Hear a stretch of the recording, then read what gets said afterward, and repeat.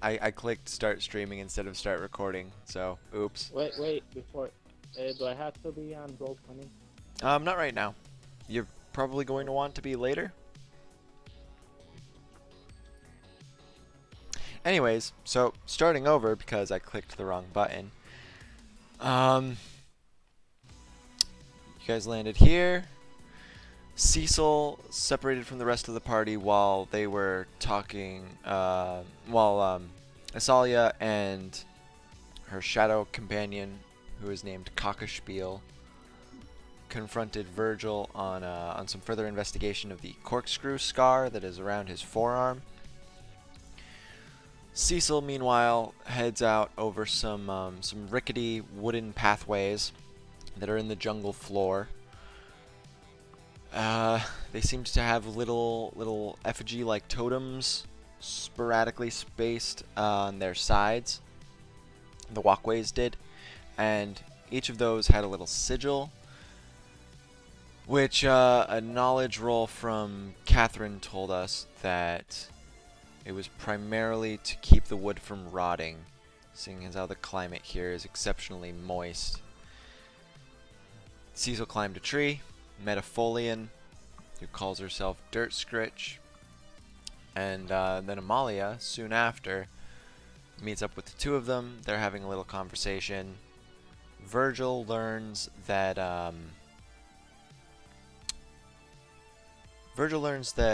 what was the findings from Cockaspiel's touching of your scar? We didn't really learn anything. He just turned yellow, Yep. sh- sh- and she said, "Fuck, that's not good. That's different." But we Great. didn't learn anything else about it. Alright, I wasn't sure if I had given you guys any bullet points of knowledge, and it looks like I hadn't. I think she rolled particularly low on the Arcana check, but whatever. Anyways, the rest of the party goes up to meet Dirt Scritch. Catherine and Cecil, not Cecil, Catherine and Virgil are like, hey, we can both dissect We this one. got fucking bullied. Yeah, did you get got bullied? bullied, and it wasn't his fault for once. We were only gonna dissect him if he died. It's a girl. You're only gonna dissect her if she died. It wasn't his fault for once. And she was offended that you would say something like that. And so as a result, she Water sprayed the hell out of. shut you out of the house in the drenching downpour, and then left you out there for like 20 minutes, brought you in, air dried you with a weird vent that turned out of her ceiling, and then hosed you down again with some gross smelling sap. Rinse and repeat until we cave. Yes, true. And then you learn some things about here, the Sylvan District. Catherine knows a little bit, Kavi knows a little bit, about the Fire Henge, which is where they would ordinarily facilitate meetings, which was where Virgil and Calliope took the portal to from the Cherus District. And it's being used by a different order than the Fire House lately. It's being used for something else, is what you picked up from that. The tiered gardens are the upper echelons of the Sylvan District. It's sort of built around the edges of the canyon that the jungle is sort of at the bed of, and it's mostly composed of things either built directly into the cliff faces, or it utilizes levitation magic to keep stones suspended. Is how some of the other buildings are constructed. They're just kind of floating up and down. There's also sporadic ruins that relate to the carvings in the Eshevai district spread throughout this jungle, and to the northeast is Cherville, which is a place Dirt Scritch isn't fond of, as that's usually where the Fire auditors come from. Auditors that haven't been around too much recently. Seems like she's going to honor a don't ask, don't tell sort of policy with you guys. So if auditors do come by in the near future, they won't have too much information about you. What else? And then you guys went to sleep, right? Mm-hmm. Yep, and Dirt Scritch offered her abode for your rest. So you all conked out and came to on a massive floating brass gear connected to other pieces of machinery in its likeness, floating in the middle of a massive black void.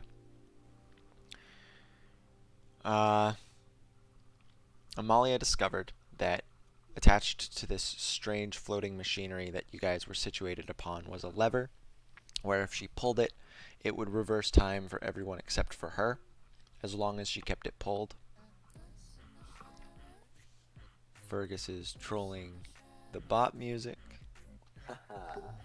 That was not intentional. I just put it on and then it finally got there.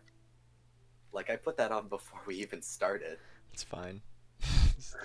I'm sure Wyatt will laugh. It is pretty funny. But Wyatt laughs at anything. And then you discovered a something else there with you, sitting with its legs dangling over another gear, about 20 feet above you. After some rope work by Cecil, you convened with it, and discovered that it could not directly communicate, nor really telepathize, outside of basic hand gestures and other sorts of charades. It was a creature that was cloaked primarily in this dusty garb, looked very aged and outdated, and its features were of this sort of ashy stone color, this kind of with this dusty texture. And it showed you that if it touches anything, it ages it into basically non-existence. Amalia rolled Arcana, and her best guess is that this thing is the denizen of this place. This place whose name she invoked, Antikythera. So, Right, like the mechanism. yes, like the mechanism. That is the namesake. And here you guys are.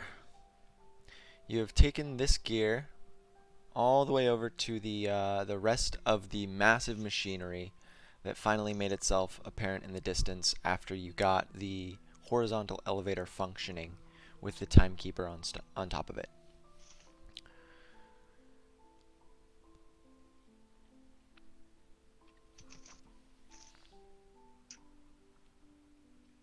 You guys are at the bottom of the map, so zoom out.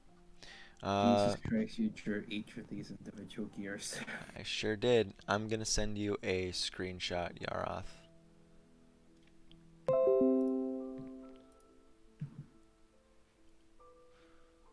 So that way you at least have it in image form. We also went to the level up bit, so Yes, we are all leveled up. You all also leveled up as right, yeah. So when you came to the rest of the machinery, there was a massive schism in this existence that juxtaposed on top of was the frozen ice lake that you had experienced beforehand. And upon it was two altars, one which denoted the architecture of the drowned kings area, and the other which looked like it correlated to the ice lake. The ice lake leveled you up, and the other altar, Amalia, after you touch it, diffuses down into dust, and the ice lake in its entirety melts down into the abyss until only the massive machine in front of you is remaining. I'll give you the details of that altar in a bit. More importantly, in front of you, you see, you're not quite sure what it is. It's this big gray part. It's a massive thing that is very, very clearly not of the brass of the rest of the machine. And I forgot to loop the music again, so I'm gonna do that. Lita Expressio. Loop. It looks like it's really rigidly chained in place in a way that this big metal thing on the map Hmm. Do you see where I'm pinging? Yeah. It's chained in place in a way that prevents it from moving at all. The joint can't budge. The rest of it can't budge. Nothing about it can move. And in front of you is a slowly rotating gear with a vertical one right next to it and a small one connecting them. There is no lever on this smaller gear, but you see a lever over here on this platform that is attached to the vertical gear by 2 lengths of brass chain. I'm gonna give the join link to Neil so he can get the visuals if those are important to him. It's probably gonna ask him to make an account, but it's usually not that big of a deal.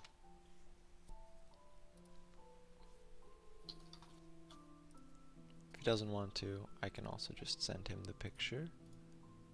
So here's It's a dungeon. this. It's the first room of a dungeon. So, as you guys slowly pull in up next to the gear, the timekeeper just seems to be waiting idly. It's got its hands sort of clasped in front of it politely as it stands a few feet back from the rest of you, sort of watching, waiting to see what you do.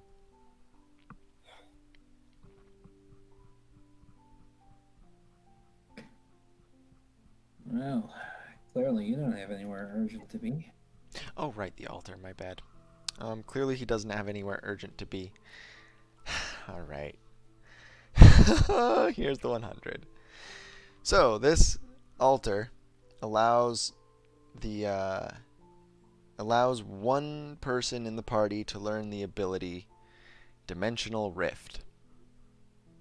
When used, so I'll copy the text down and post it in a set of glass Windchimes, but I'm going to read it first.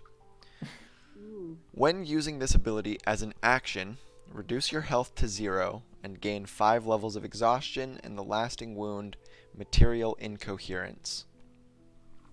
This wound reduces all physical ability scores to 4 and cannot be healed by anything other than a treatment dedicated to it after medicinal and arcane research, both requiring 12-step clocks to complete.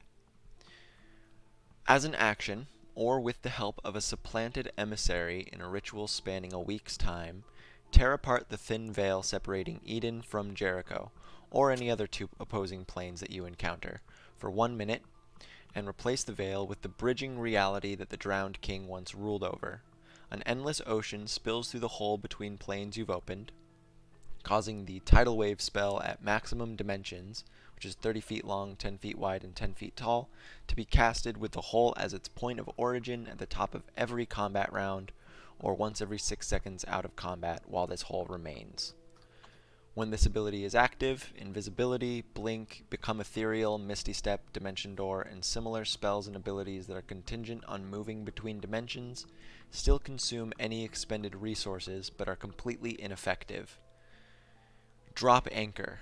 While Dimensional Rift is open, you may summon the Anchor of Dominus Magnificat, the Drowned King's flagship, to launch from the endless ocean and grapple into both realities, keeping the hole open indefinitely or until the anchor itself is destroyed.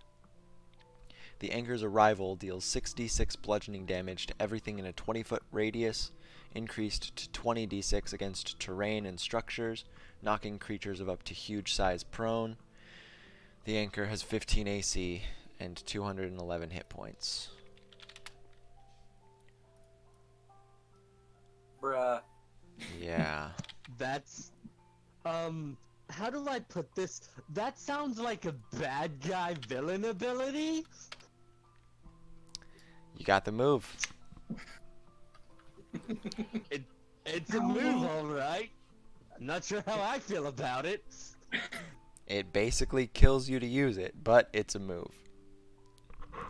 Keep in mind, if it says gain 5 levels of exhaustion, so if you have any, it kills you. I'm not sure how I feel. This was the good rule? And this was the strongest possible thing you could get. This doesn't seem particularly practical at all. No, it does not.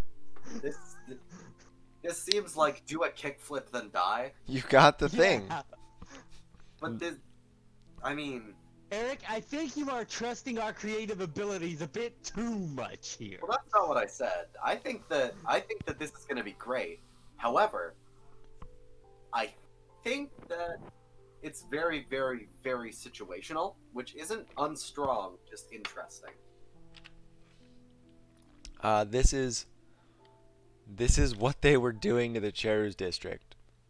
Yeah, we get to do a Cherus district, but I guess we could technically do it in Eden anyways, so maybe that'll be a benefit. It would still just link the two places. Yeah, but I mean, like, So hey. that said, yes, you can absolutely do Waterworld, because if the hole is indefinite, the tidal waves never stop until both areas are flooded completely. All right, let's just do it in the middle of the ocean, and then just like Why would we use this? Waterworld. I don't know. It's pretty obvious. Probably the most useful part to you guys is that it makes it so nothing can teleport at all. Like, note that doesn't have a range. You use this shit, and for that minute, somebody across the world trying to teleportation circle somewhere else just doesn't work. I mean, yeah, that's fair, I guess. But like, holy shit, it's an ability. It also gives you a really big piece of terrain to hide behind after you drop anchor. I You know, I don't am. understand. Why would Out of any curiosity, want this? can you call the anchor back? Can you dismiss the anchor? No, you have to destroy it. Yeah, that's what I thought. That's not good. Unless you can Why pick is up this a small building, then you Why do can we have just this? put it back. But I think this is less relevant to creativity and just like this isn't useful. Hey guys, do you want to not play this campaign? Use this ability. Yeah, Yeah, I since mean, if we ever want to just drop out, we could. Right? We can just If fucking cause you ignored- Waterworld. If you ignore drop anchor, I mean, if you ignore drop anchor, or the rest of the effects do have some situational use, so guys. another Noted. thing is tidal wave. Just to give some context here, it's going to be happening at the top of every round, and it deals 4d8 bludgeoning damage and knocks things prone. But So whoever uses it dies. whoever uses it comes very close to dying, and as a result, can possibly cheese the fuck out of anything from full health. And they can't leave because they can't teleport. This is a very this is a very very last fucking resort thing Alright, that you Okay, I trust. I don't- I Just trust. make sure to use it with zero exhaustion. Yeah, who are we giving this to? I trust it only with. Not to Stuart. me because I'm yeah, totally I feeling out. only trust this with Stuart. He's the only person who I know of that could possibly get any sort of use out of this. I would Actually, use it, yeah. but I wouldn't get any use of it. I give it to Stuart. Or give it to me, and I'll just make some fun. Alright. Finds a way, I'll win. I'll take it. Give me the text and I will. I posted it instead of last Windchimes. Let's What see. does I think you what have does to. with the help of a supplanted emissary mean? That was the big horrible thing in the Cherus district with the effigies. Right, so sum up for me what this does again. Make big hole in reality that water It comes lets out us of. split apart the veil of reality and just drown everything. Oh, well. Yeah, it's. Do you have it's- any? Okay, it's not Wait, drown wait, wait. everything. I think you might be focusing a little too much on filling. You cast tidal wave until the entire plane is flooded, but that's not a lot of. If you can close, if it closes very fast, and if you're not going to drop anchor it indefinitely, sorry, It's okay. No, that was a good explanation. Okay. Yeah, it's not going to drown everything. It just like It's going to take a long time to do that. Yeah, it's just a Very 30-foot by good. 10-foot by 10-foot rectangle of water coming out every 6 seconds. Okay, let me do some quick math here. Let's see, 30. It's gonna Wait, take that's like not a even quick. year. That's 300 cubic feet of water. That's not that much in the grand scheme of. Yeah. It's gonna I mean, mess up a lot of houses. yeah, but you know, all things considered, it's not like people can drown. I mean, we're made of water. Absolutely. The only like, You are, maybe. Oh, okay, disabling teleportation bullshit. That's definitely situationally useful. Yeah, And Good so for what- the 66 bludgeoning damage in a 20-foot radius is useful. I like the idea that we use this just to stop someone random from teleporting, but then like the water is just a side effect. Like we're like, oh, that person's getting away. Quick, use the, and then just. I mean, Eric's right. It's definitely the ability, but it's not a good guy ability. so can I just Listen, guys. This is not something I'm expecting you to use, and frankly, I'm scared of giving it to you, but I got a 100. But alright, you know what? Alright. You are Alright. just a You boy. couldn't have tweaked it to be a bit more heroic-y? Eric, did this influence What's the this- point of that? Did this influence what? Like, did you I know you like the randomness of the die. However, do you think that this is going to be detrimental to the narrative? No. Oh, piss off. I with the I narrative shit. think that my idea of what could possibly happen from this point on, I need to hold on very loosely to that, but Alright. I don't think it's detrimental. I Oh, hell think he puts He enough presses us faith to mess in things up us entertaining way. to not, completely go topsy-turvy with this. I just want you to think, as Amalia, how does it feel to suddenly have a button that A, puts you into basically horrible dimensional cardiac arrest, but also does this, points to text.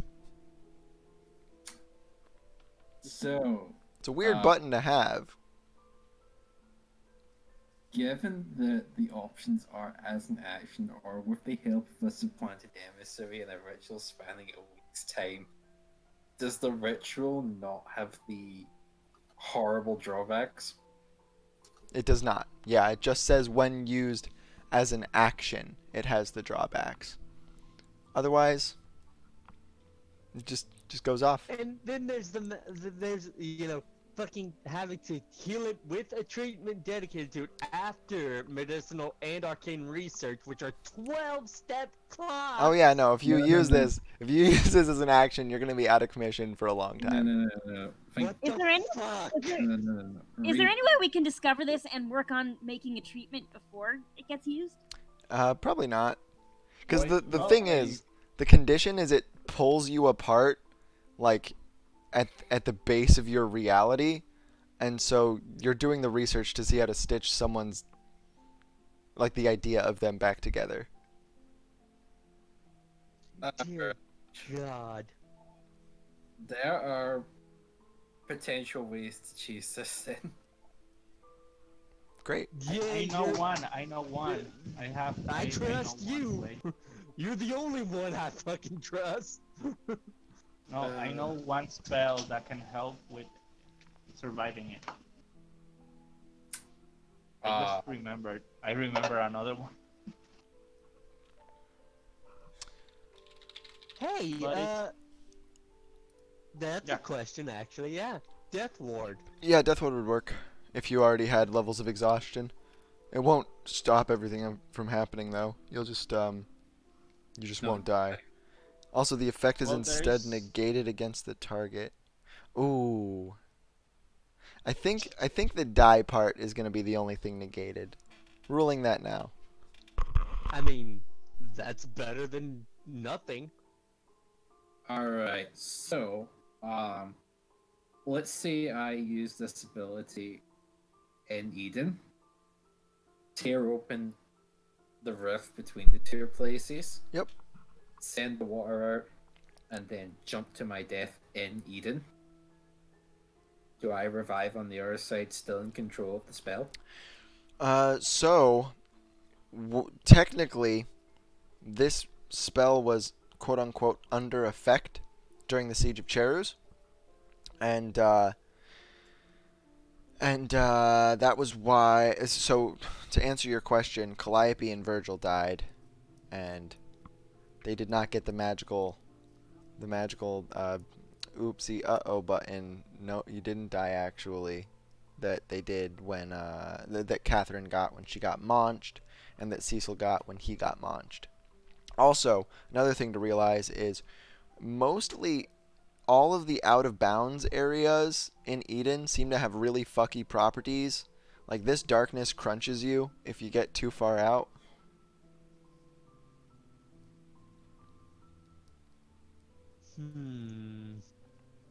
In fact, that has weird sort of implications because like this thing over here that you can see is pretty visually going down to that point, but it doesn't look like it's getting crunched.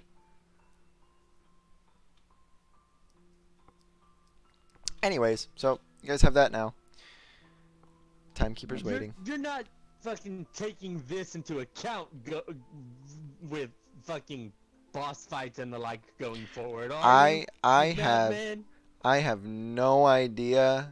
No. Like if you guys use this to cheese a boss, I'm just gonna let it happen because the fucking consequences are so high.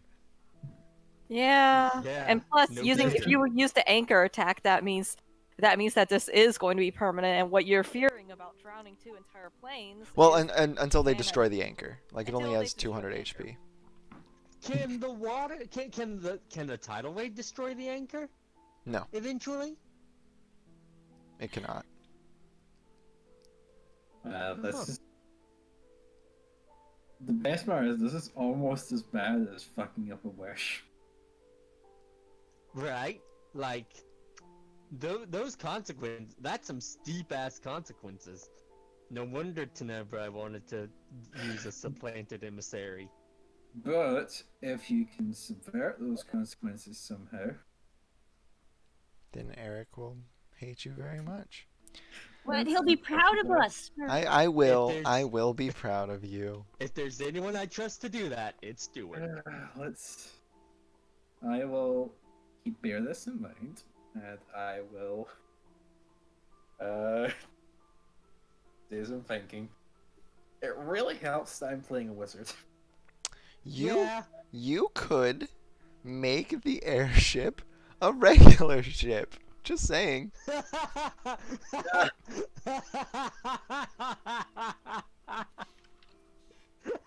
It's true. Just add Just water. like, you know what? No, fuck the world. We're going Noah's Ark. Bam!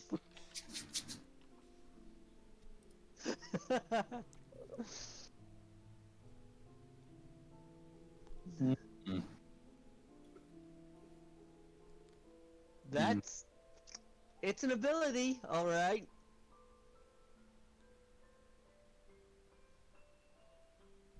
That's the only thing I can actually keep saying about it. It's an ability.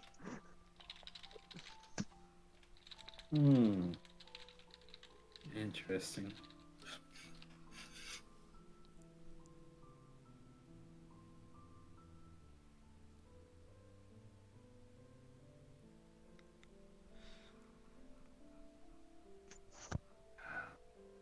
So cold.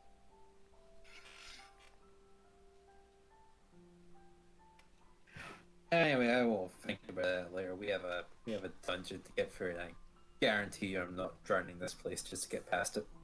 Do it. Alright, but you're carrying Amalia for like the rest of the campaign, basically. A 12-step clock. How much it's- does that typically take to fill? It's two 12-step clocks. Short rest does what? 1 tick.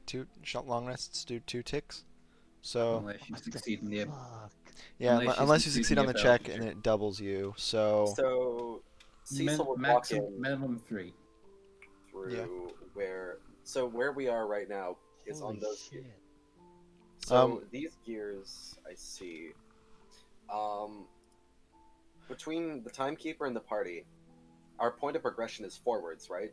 This looks like a door, except it's on a lower plane. It looks like it's about 30 feet below this gear, which is the closest to it. Is it possible to jump down?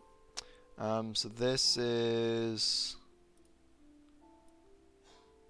a 25-foot, 30-foot lateral distance and 30-foot down.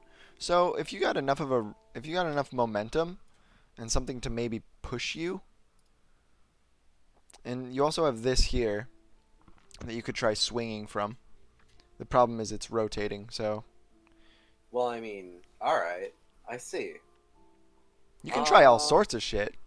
The How problem is difficult would it be to what is essentially like kick off the rotating gear as it's going up to get like a push? that would be an acrobatics roll, and it's one with a reasonably high chance of success. The only problem is you have a pretty small window of success right here. If you land here, there's the danger of, you're landing on a moving surface from That's true. 30 feet up. You might fall off. So it has a chance of success though, a relatively high one. And you guys don't see any reverse levers around. Great. So, Cecil. Yeah, that would have been too cheesy.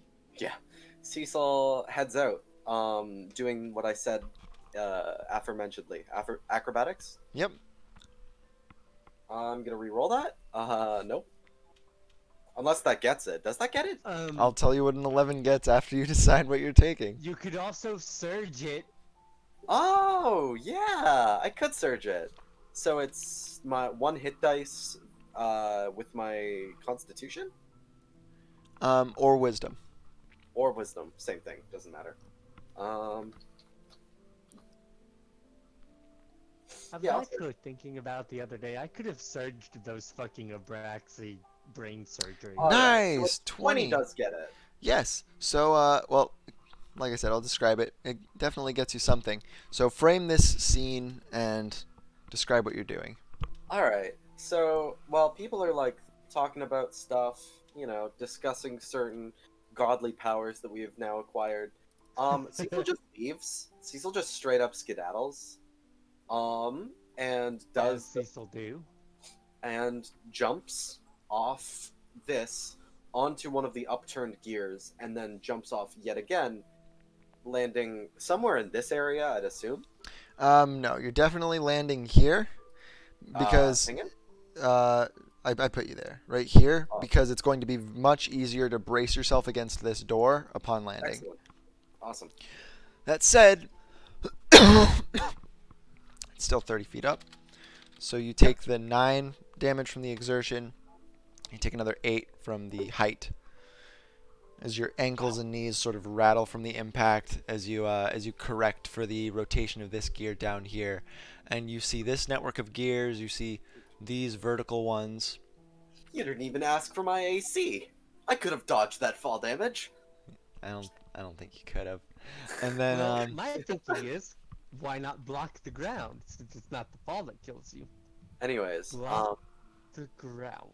Hey, it worked in 8-bit theater. And then you also see Thank this you, Sean. brass chain that is connecting to this platform with 2 levers. 2 levers? 2 levers. Alright, and how easy of a time would it be to get over to those said 2 levers? So it's about 15-ish feet away. That said, this limb it's currently bound by the chain, like it's wrapped up and around and through some of the gaps in its weird mass of construction. Alright, great. So Cecil begins to head out, if that's fine. Is that possible? Yeah, what's everybody else doing while Cecil Yeah. fucking goes and parkours off one of the gears? Wait, how the fuck did they get all the way over there?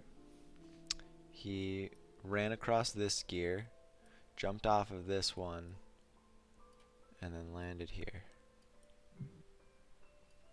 Okay.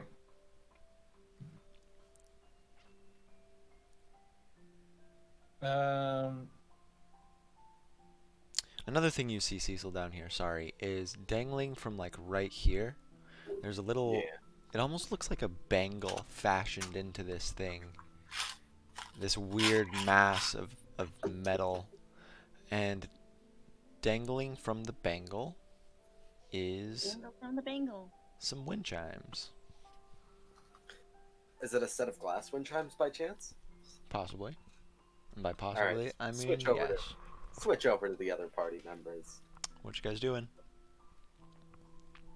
Alright, so I saw a lever over here. Yes. So,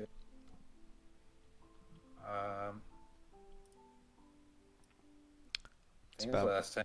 It's about 25 feet away, and from here it's blocked by this big vertical guy. Alright.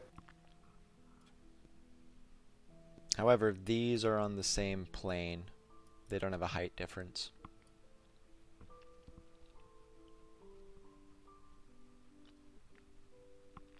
I was just about to scream, I've had Mage Hand this entire time, but I don't think I do.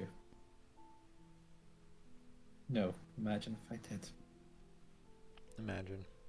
Couldn't be that lucky. It's not my fault, it's not a cantrip I can use. I wonder if I have mage hand. Do you? I don't think I do. Yeah, I don't think Actually. artificers can have mage hand unless they can. and No, it's wait, I do stupid. have mage hand. You have mage hand. Oh, it says. Well, great. All right, you have mage hand. Yeah, right. Use Mage Hand to pull that lever and see what happens. Sure. Why not? All right, so Catherine walks over to here. Tiny, but And you use Mage Hand. How much force can it exert? Am I an asshole? Yeah. But what does that have to do with how much force can exert? Might not be able to pull a lever. You can use your action to control the that hand. You was can a use the hand joke. to manipulate an object, open an unlocked door, container, store, retrieve an item, run open container, pour the. I mean, pulling a lever is All right, manipulating yeah. an object. Yeah, no, I guess. I guess. Oh, it's just out of range. No, I'm just kidding. You pull the lever, and you hear a slow sort of creak as these brass gears gradually slow and then stop. And then. And then. And then, And then.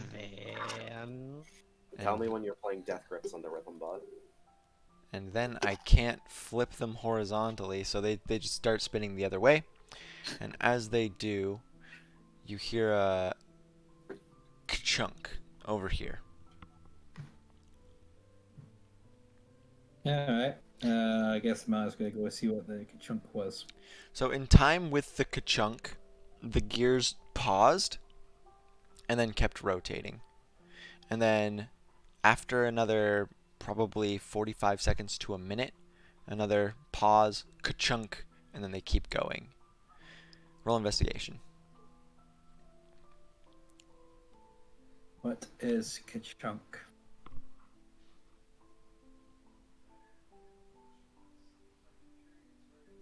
Alright, so you come over to this edge and you just walk in pace with the rotation of the gear as it's turning. And when it goes ka-chunk, you see right here there's something trying to come out of the middle of it, but the gears keep rotating. And it prevents it from coming out all the way before it's forced back in. You also see with the 22, over here, there's a lone platform with a little crystal on it that's hovering slowly off the ground, probably about a foot or so. It doesn't look like a gear, it's just a floating platform. It's still made of brass though. This one over here? Yep. Okay.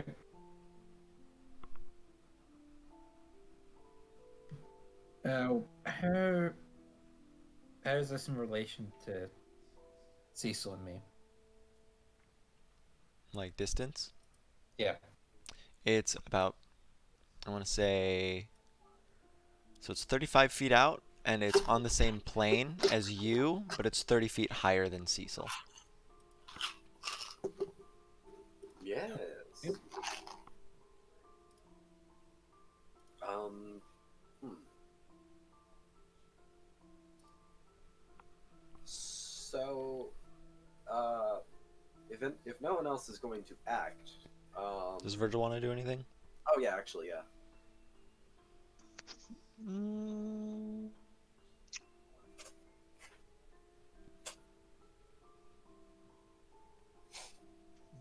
fuck it, he'll try and go up there with Cecil. Okay. Same path. Well, shit. Okay. So you're right here. Hashtag don't be a bitch, I guess. Roll acrobatics.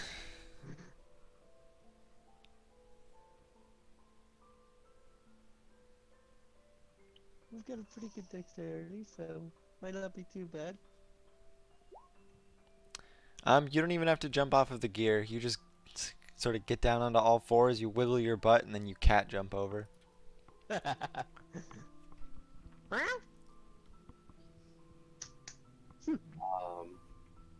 Cecil looks over and then immediately stops looking over as he continues down the path, assuming can is walking. Yeah, you can non- walk. It's All right. it's kind of It's weird just weird. because the gears are turning in opposite directions and you almost lose your footing a couple times, but it's not that bad. All right. So this brass chain, Yeah, is it like?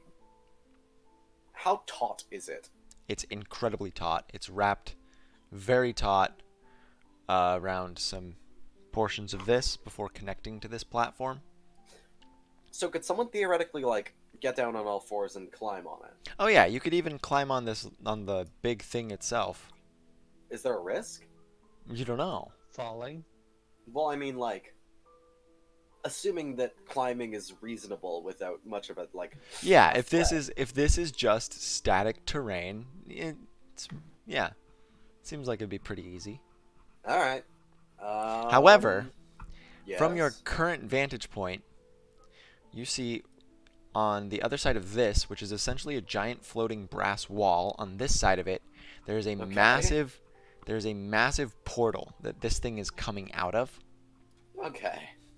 All right. There okay. might be a little more to meets the eye. A little more than meets the Well, eye. Can Cecil like touch it with the butt of the spear, the scythe? Yeah. So as you do, as you touch this thing with the butt of the scythe, in a way it never has before, screams as the butt sizzles and just fragments into dust before you can pull it Alright. away. Okay. Yo, what the fuck? In much the same way that when the timekeeper touched something. Okay.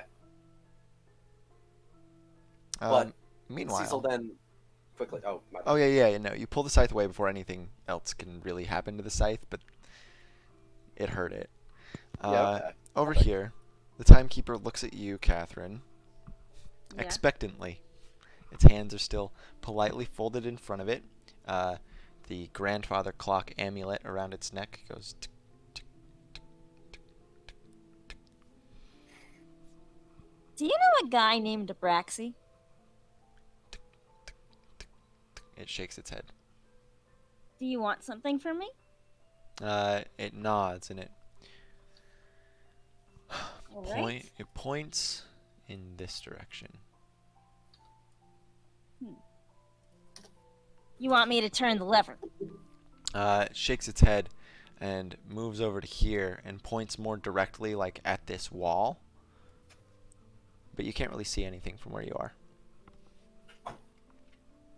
Want me to move something on that wall? It looks like it sort of shrugs its shoulders in exasperation and just waits.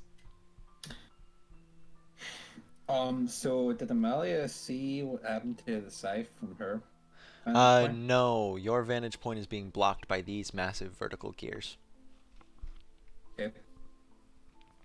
However, this is probably the third or fourth time that this gear rotating has paused and gone and then kept. And after noticing that, you see a similar sort of fixture on this gear in the distance that looks like it would sort of connect. That girl. So Maya's gonna yell back. Kavi, can you pull the lever again? Sure. And I turn to the timekeeper, say, 1 second. So, Amalia, Dunk. when do you signal her to pull the lever? Once the thing juts out. Like once it pauses? Yeah. Alright, so, Catherine, you pull the lever again with Mage Hand, and you get this. As the gear stops entirely, it seems to strain at first against what is happening, but the strain quickly seems to abate. It juts to about here. And here. Do you see those? Yeah.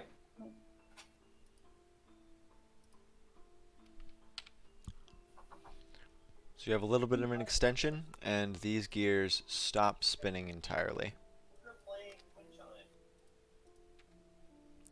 He is Wyatt, Eric responds. Did that help, buddy? Yeah, that seems to have done something. I was talking to the timekeeper. But sure, you too. The timekeeper looks at you, it nods, and it stands over here and waits for you. Okay. If there's something down there, that probably means there's a lever over that side, too. Cecil, Virgil, do you see a lever over there? Cecil's currently away from his computer. So we'll say this is while he's fucking with the big thing. Virgil, you want to do some exploration?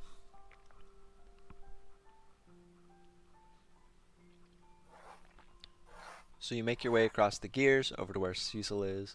You see the two levers across the way, past the big fucky thing. And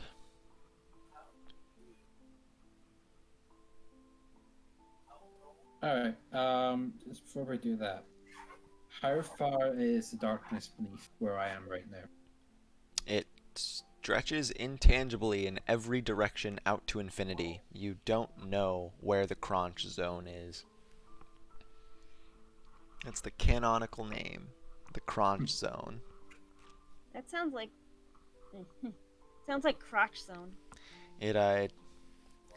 We'll call it the Trisket Zone because it makes your body make Trisket noises. Alright, so I am going to take my... Is that Fergus being back? Probably. No. Yikes. Nope, guess not. Alright, so I'm going to take out my 50 feet of rope. Alright. I'm going to mark Okay, I'm alive and back. 10. Great. I'm gonna So, mark hold up. Before you continue, just to recap for Cecil, Virgil's coming over to you to investigate after Amalia yelled for him to look for a lever. Epic. Catherine managed to pull the lever back when the ka-chink noise was pausing these gears, and it caused a little protrusion to stick out of this one, and the gears are now no longer rotating. Amalia saw another potential protrusion coming out of this gear, so she thinks Virgil needs to find a lever down here and pull that one as well. So you take 10 feet of rope. I'm going to mark each 10 feet of it, Okay. and then I'm going to slowly start lowering it into the darkness. At what point does it, like, does something grab it? You don't feel or really see. So the rope's kind of swaying idly as you let it down, and then it all of a sudden tightens at about 25 feet, Okay. which is not as low as this. Alright, I'm going to pull it back up then.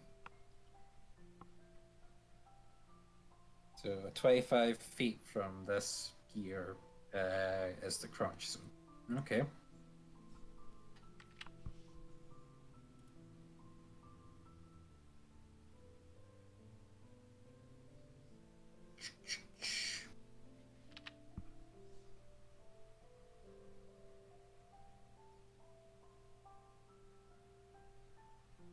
What direction was this gear turning in again?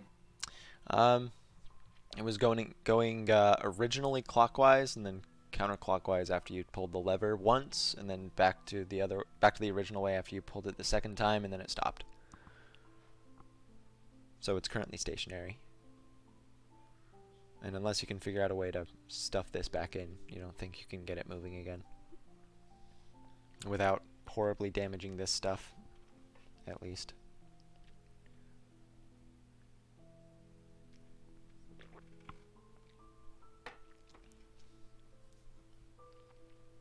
In fact, now that you look at it, these gears don't seem to have any sort of mechanism that provides the torque that they're using.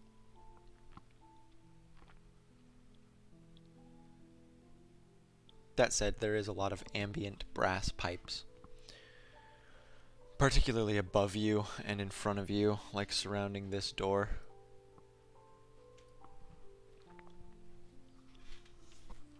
And again, there is something on this platform. Yeah. Yep, there's a floating crystal. Okay.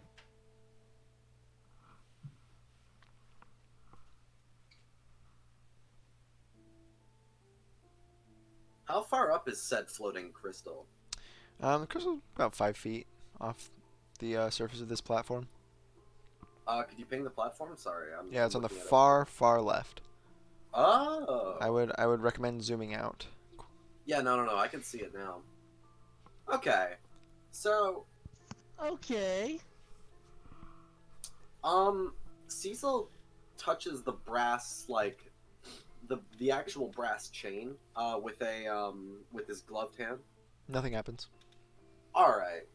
So could he theoretically balance and walk on the chains? It's wrapped in a way that it would be extraordinarily difficult. I'm not sure if critting would be a success, because this is 15 Damn. feet.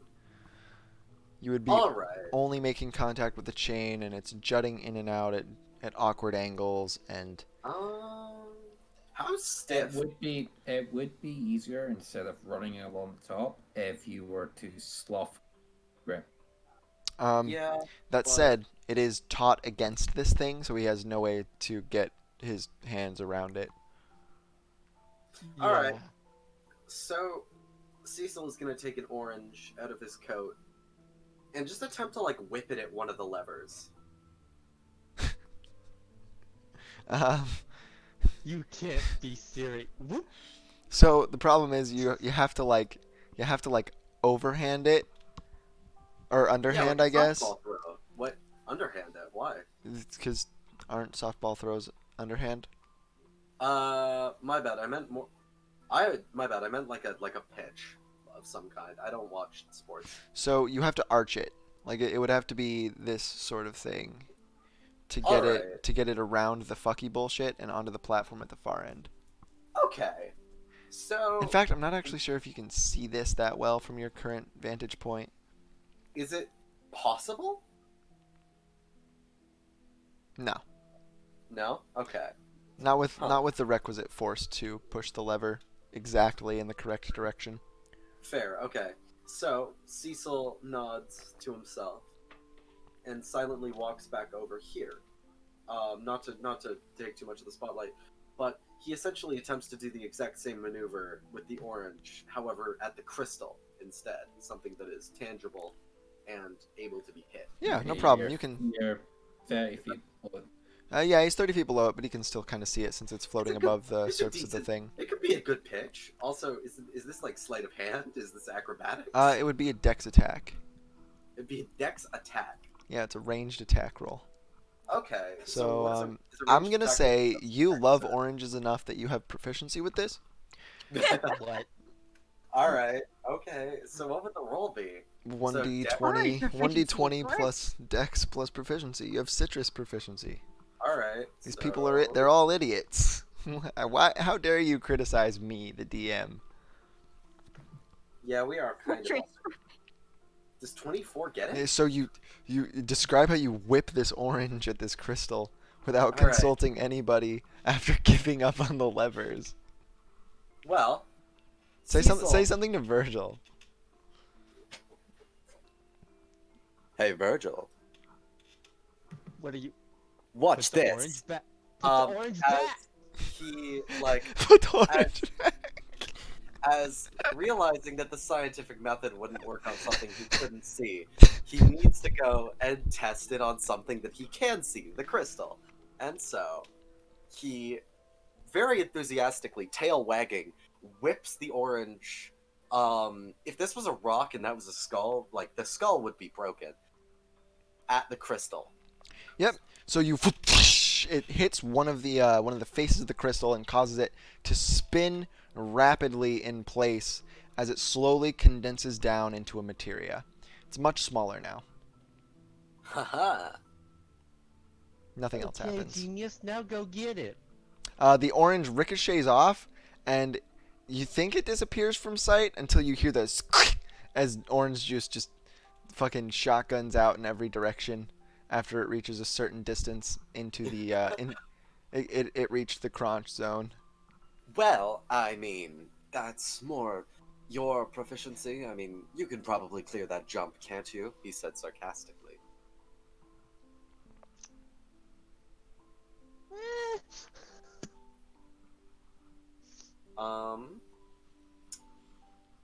So, That with said, in mind, Amalia, it looks like she's looking intently at a portion of the gear you're standing on as it rotates close to this makeshift half bridge. Amalia, have you figured something out? Well, there's a lever on this side that brings this platform out, so I was hoping there was a lever on your side. Yes. Well, we About can't that. reach it without time going without some disintegration. Fucky wucky. What? Well, I actually agree with Virgil here. He's, although abbreviated, that's exactly what's going on. The same strange mishap with the timekeeper is apparently going on with the metal object, as you can see. See, That's tied to what? friends. yeah, from your perspective, Amalia, you see like a little bit of the weird metal right here between these vertical gears and the big wall. So Amalia's gonna come over here, hop onto this gear here. Oh God, that's scary as hell. Like this is a horror movie theme park ride you're getting onto. So you're gonna Alright. grab onto one of the spokes. It's gonna come around and then grind you against this gear unless you get off in time, and then you have to hop 20 feet down to a spinning gear above the crunch zone darkness. Just to put this in perspective, like this I mean, place I is believe very Amalia's dangerous. Badass enough to do it. Can I not just hop onto here? Alright. Okay. Get up to here. Start walking backwards so I don't get crunched down there, just to see what this thing is, and then make my way back to here. That's gonna be, I'm gonna say, an acrobatics check to keep your balance, because it's pretty precarious up there. It's only like a foot wide. You can Take do it chances. though. Roll a 6. Well, a 20. Shut up. Same thing. 20 is technically better. It's 2 6s. It's Yeah, also, but way also- less likely. Yeah. Way less likely. It's also worse, you know, because it's part of the bad game. It's true. So you doing this, Amalia? You potentially Dude. crunch zoning? Oh, come on. It'll be fun. Cecil You fucking will- jumped. You will not. Did, Cecil did jump. Cecil died for your sins. So while you're deliberating on this, what are you doing with the timekeeper, Catherine? Throwing rocks at him. Watching them well- disintegrate. Oh, I mean, I would What? get this in a heartbeat, but I just want to try and get that materia first. okay, well. I'd say, would you like explodey flower? It nods and holds out its hand. All right, I give it one explodey flower. I'll give it both explodey flowers even. Both of the explodey flowers last for about half a second as it looks at them both in its hands with this expression of both awe and appreciation before they crumple into dust and then wisp away into nothingness. For the flower. It bows its head in your direction as an expression of thanks. Both of the flowers are gone. All right. I hope that helped. It shrugs. I said, don't mind me. I'm usually one of the most brilliant minds of my generation, but it's been a long day. I'm feeling a bit fuzzy upstairs. Looks like the timekeeper gets a deep sigh and then sits down.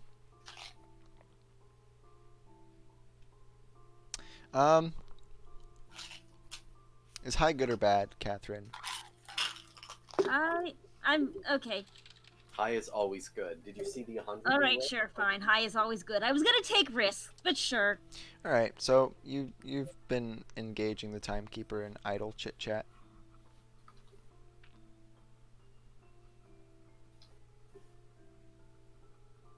Poggers. So.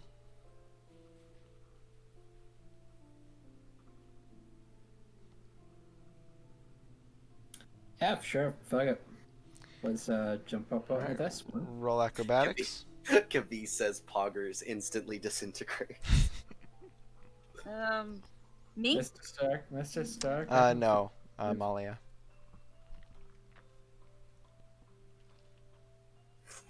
Acrobatics, no athletics. You could make an argument for athletics if you're hanging on to the spoke and letting your body kind of, if you're like monkey barring it, but it's going to be acrobatics if you're using footwork.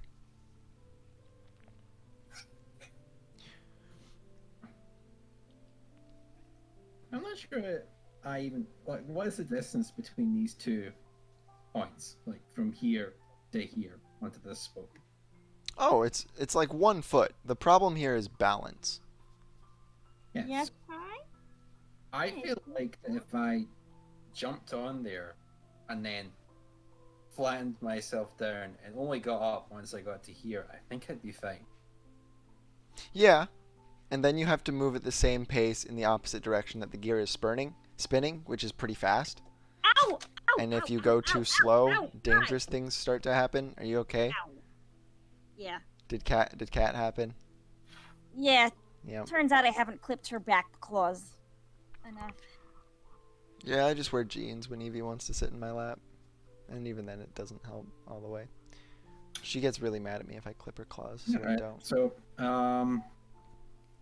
forget the walking backwards thing then. I will just jump up there, see the thing, jump down to that again, and jump down immediately afterwards. Jump down to what? IKEA. If I jump down to here, is that in disintegration range?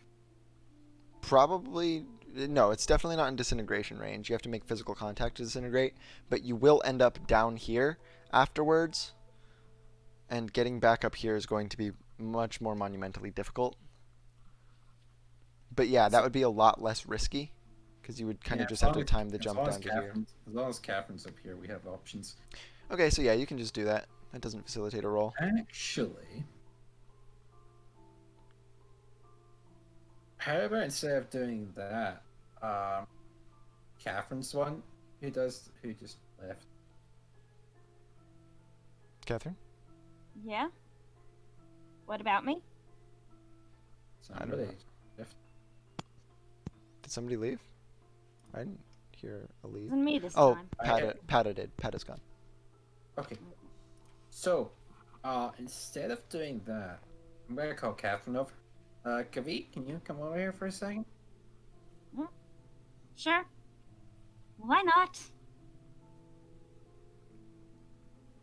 Been that sort of day. Alright, go over there. Right. But we only have 1 token, I thought. Oh, wait, we do have. After you guys split up, I split you up into different tokens. I should Okay. rename Amalia.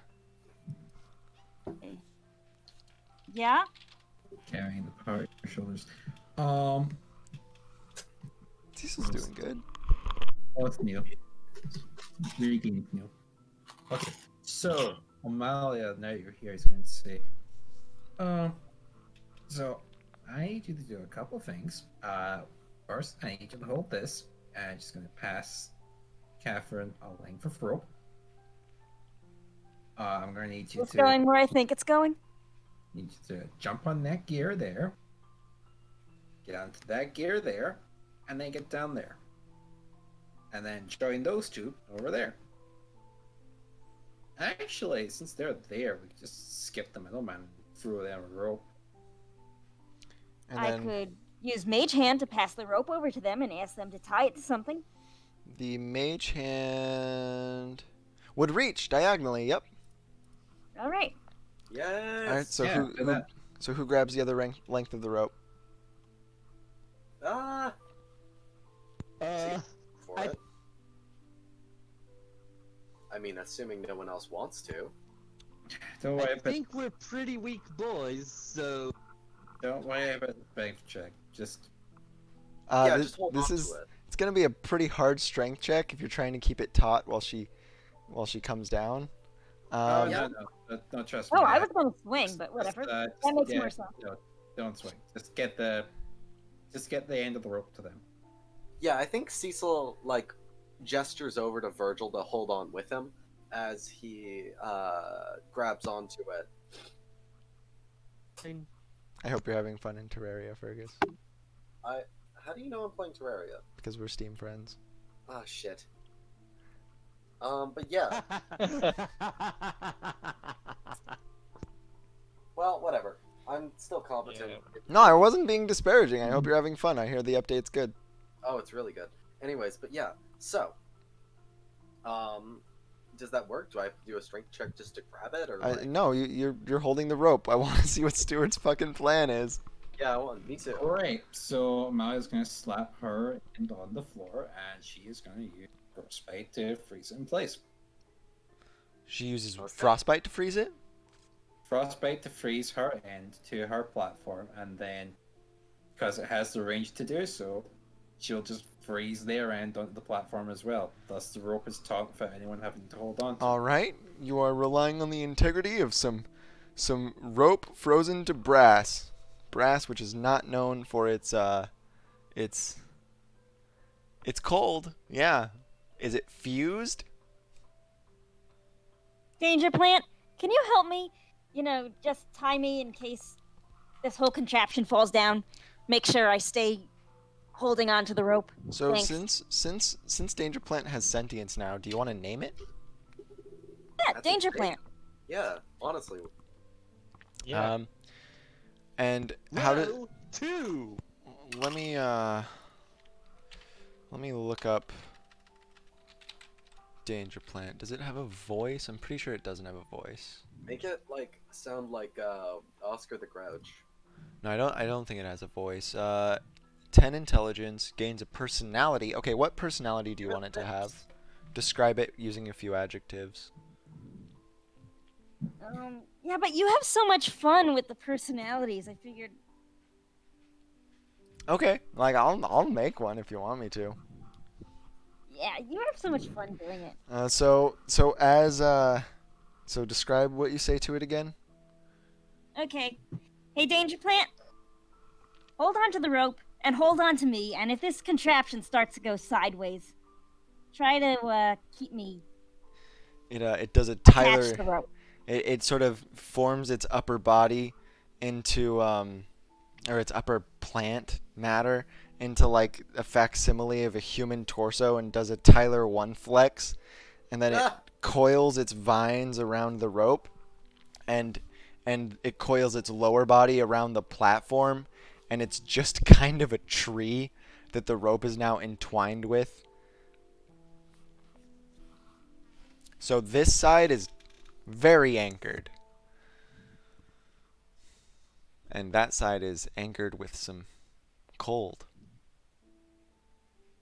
Oh, I meant tying me to the rope. Oh. You know, in case Everyone. it starts to slip and I need to grab at it. You know, All right. and do my Tarzan swing. It does a Dwayne the Rock Johnson flex and then takes another portion of the rope and just starts wrapping it around your middle, like really tightly. And after the fifth or sixth sort of rotation, you feel your blood constricting above and below the rope, and it starts to give you like that squeezed fingertip sensation in your entire upper body, particularly your head. You feel like some arteries are gonna explode, and it kind of hurts, but it does it. Ouch. Oh, right. That's I'm just gonna. It loosens them a little bit after seeing your distress. Yeah, because my device, that was drawing the line.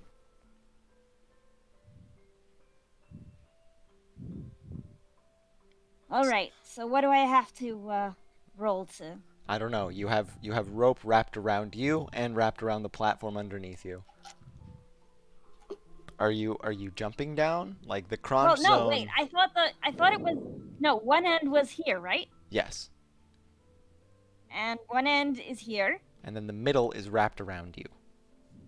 Oh, I meant that Danger Plant should hold on to the rope and hold on to me. Just take Not a very good. just take a lane for rope and then flying fog style. Sure. Woohoo! Look at me! I'm being all dexterous. Okay. So the danger plant is holding the other end of the rope and holding you, or the rope No, is Danger holding Plant you? isn't holding the other end of the rope. It's not. So you're holding the other end of the rope. No, I'm walking on the rope. Danger Plant is kind of holding onto the rope with me and like basically so that it can catch me if I start to fall. Danger plant Like roping. is going to snap the rope if the rope is Okay, then bearing forget Danger it. Plant's weight. Danger Plant's anchoring the rope at the weekend. All right. Danger plant doesn't do any of that. Just anchors it very, very well as Also, why are you walking on the rope? as the tree. You should sloth climb instead. Absolutely. Good point. Hey everyone, look how dexterous I am as a sloth. All right. So Cecil or Virgil, Marianne, I'm a sloth. Cecil or Virgil, make an athletics check with advantage since you guys are helping each other. I I say. think we have the same strength score, don't we? Do you? What's your strength score? -2. -1. So I should do it. Who's Yes. who's the strongest character in the group? Amalia. Amalia. Malia, Yeah, Amalia Right. lifts, dude. by a Alright. country mile. 19. And it's a crit. So Nice. So as Catherine starts sloth climbing down the rope, you immediately realize that you're going to drop it. So you kick the back of Virgil's leg, causing him to fall to his knees in front of you. You wrap your end of the rope around his abdomen in the span of like 3 seconds, and then you just put him in a chokehold and anchor him backwards in like a leg pin, which hurts Yeah. really bad, Virgil. But your guys' combined weight after a moment of slack is enough for Catherine to continue down. I'm doing this for our friends. You'll understand. Virgil's skin is usually black, but it starts to turn a little purple. Catherine, you get down to the bottom, and you release the hold. So, do you release the hold, Cecil? Yeah. Let's go of them. Great. Very well executed leg hold. We wouldn't have gotten Catherine out safe had I not done that. And it was You extremely couldn't have warned me. I would have, but you know, catharsis and all that. Cecil, you have a distinct I'm gonna push you in the fucking yak. you have a distinct memory of one of the doctors you hunted a while back. He had some weird serum that caused muscular effectiveness to be a lot more a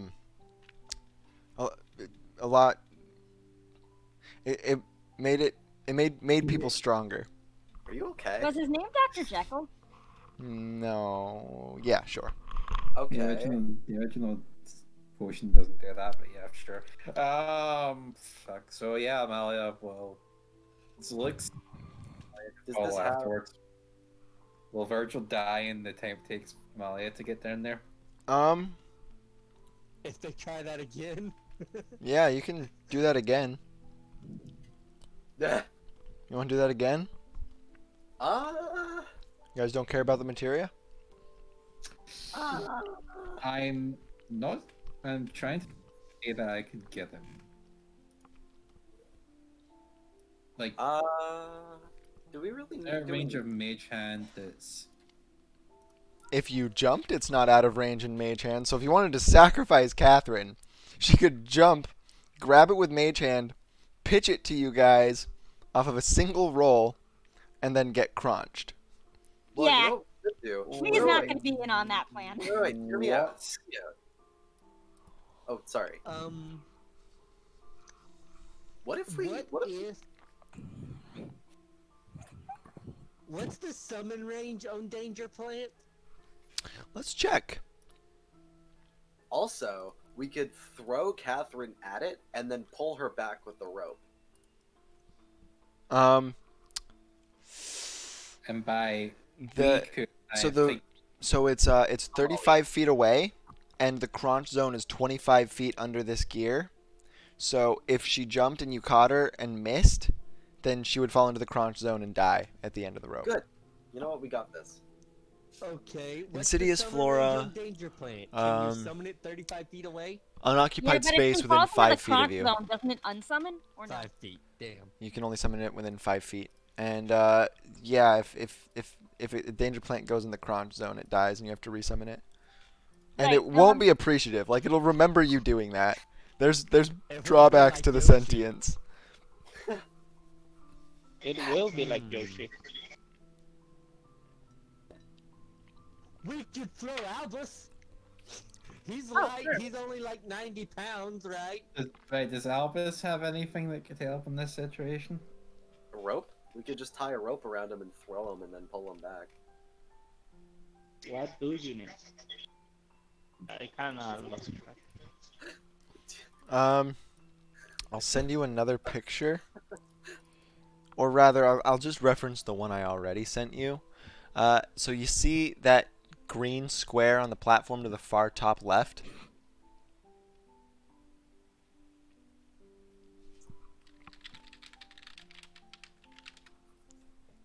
In the picture?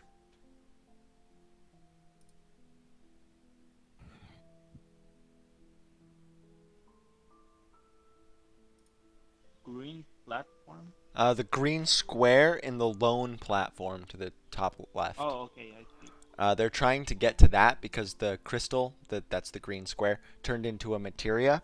However, it's 35 feet away from the gear that's closest to it, and it's on the same horizontal plane. So it's only really accessible from that gear. It's out of range of Mage Hand. It could be done with a jump. With a jump spell? Yeah. Me and I don't know if she has it.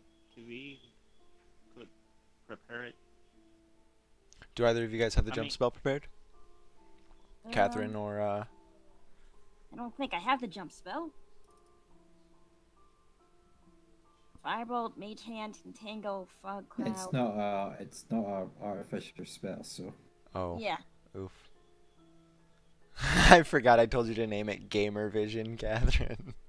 You sure did. alright, I wanna do some science here. Give me can you send your mage hand into the blackness, see what happens? Anything for science. Alright, Mage so Hand goes, Yeah, sure. are you Whatever. are you putting it down? Yeah, straight down. Alright, so- Okay, no moment. So Catherine, you get on your hands and knees at the edge of the gear that you're standing on, and You slowly drift your mage hand down into the depths, and about 10 feet below where your gear is, Crunch. Okay, well, that's that. You have to resummon your mage hand. But Mage it's- hand. Mage hand will remember this. So Mage Hand goes and waggles just above the crunch zone. Great. Now what I'm gonna do is I'm gonna make a bit of ice in my hand. I'm gonna drop that in. How long does it take for it to be? Are you still on this this platform right here? Yeah. So right where you're at, it drops 10 feet and then crunches. How long does it take? How long does it what? How long does it take to crunch? How long It's does it take? basically instantly. Like it's under 6 seconds. Right. It's does it getting look like folded does it into look like nothing. does it look like it's just getting like folded into nothing, or does it look like it's sinking? It's as if reality is collapsing it into nothing in like jagged sort of folding motions. That's epic. All right. So I might have a way to get it. Oh? Right, are you all okay with sacrificing this materia if this doesn't work? Yeah? Well, I mean, if I we mean, don't we do don't it, even know what if it we don't do it, is, we won't have the so- materia anyways. All right. So, We don't get it. Go. yeah, what I would like to do then is I would like to use Gust of Wind to blow off the platform into the black, and since materia can't be destroyed, potentially it floats there long enough for you to mage hand out. That's smart, yeah. All right, so you're gonna gust of wind towards you. Yeah. No. I'm gonna.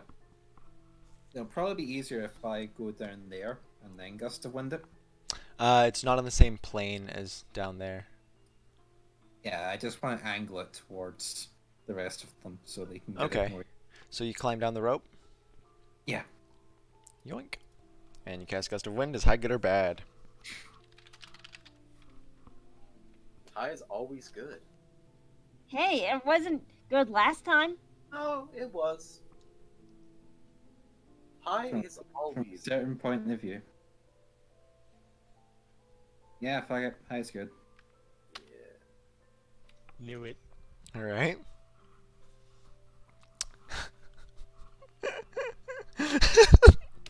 So, you gust of wind. And, oh, you guys can't see it. Oops. There it is. Sorry. Okay, I was wondering what you were talking about. That's the green square that has now been turned into a materia. You gust of wind it towards you, and it sort of idly rolls out of place and then clinks to the brass platform underneath and continues rolling before falling down into the darkness.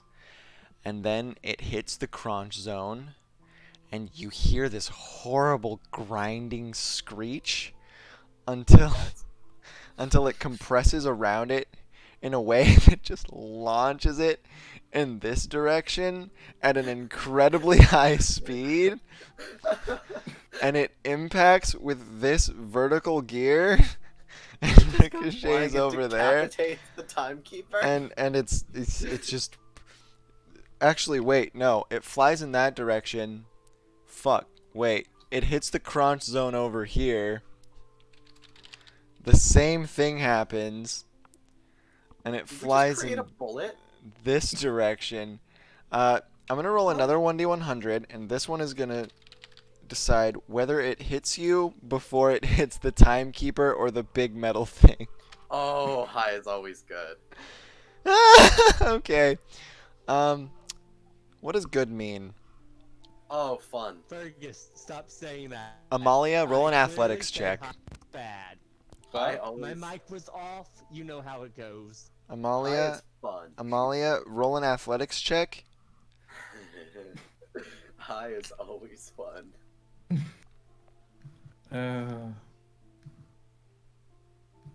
This was a good plan. It was a good plan. It's just Yeah, you know, materia being indestructible is hilarious. it is really funny when just a chunk of technology flies around at bullet speeds and decapitates our party members. I want to see this happen. Let's get the Sure, it's athletics. fine. All right, so Amalia, as it's flying around wildly, after about 3 minutes, you realize what's inevitable, and you get a little lower to the ground and adopt a catcher's position. Is this going to work, or do I have to search?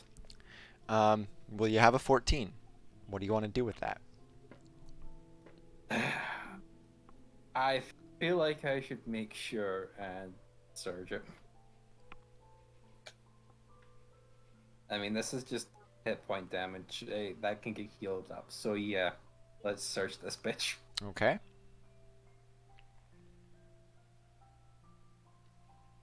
Nice. 23. You adopt a much more effective catcher's stance, and you realize you're going to want something. You still have some time, you hope, before it's randomly shot in your direction to get some kind of mitt.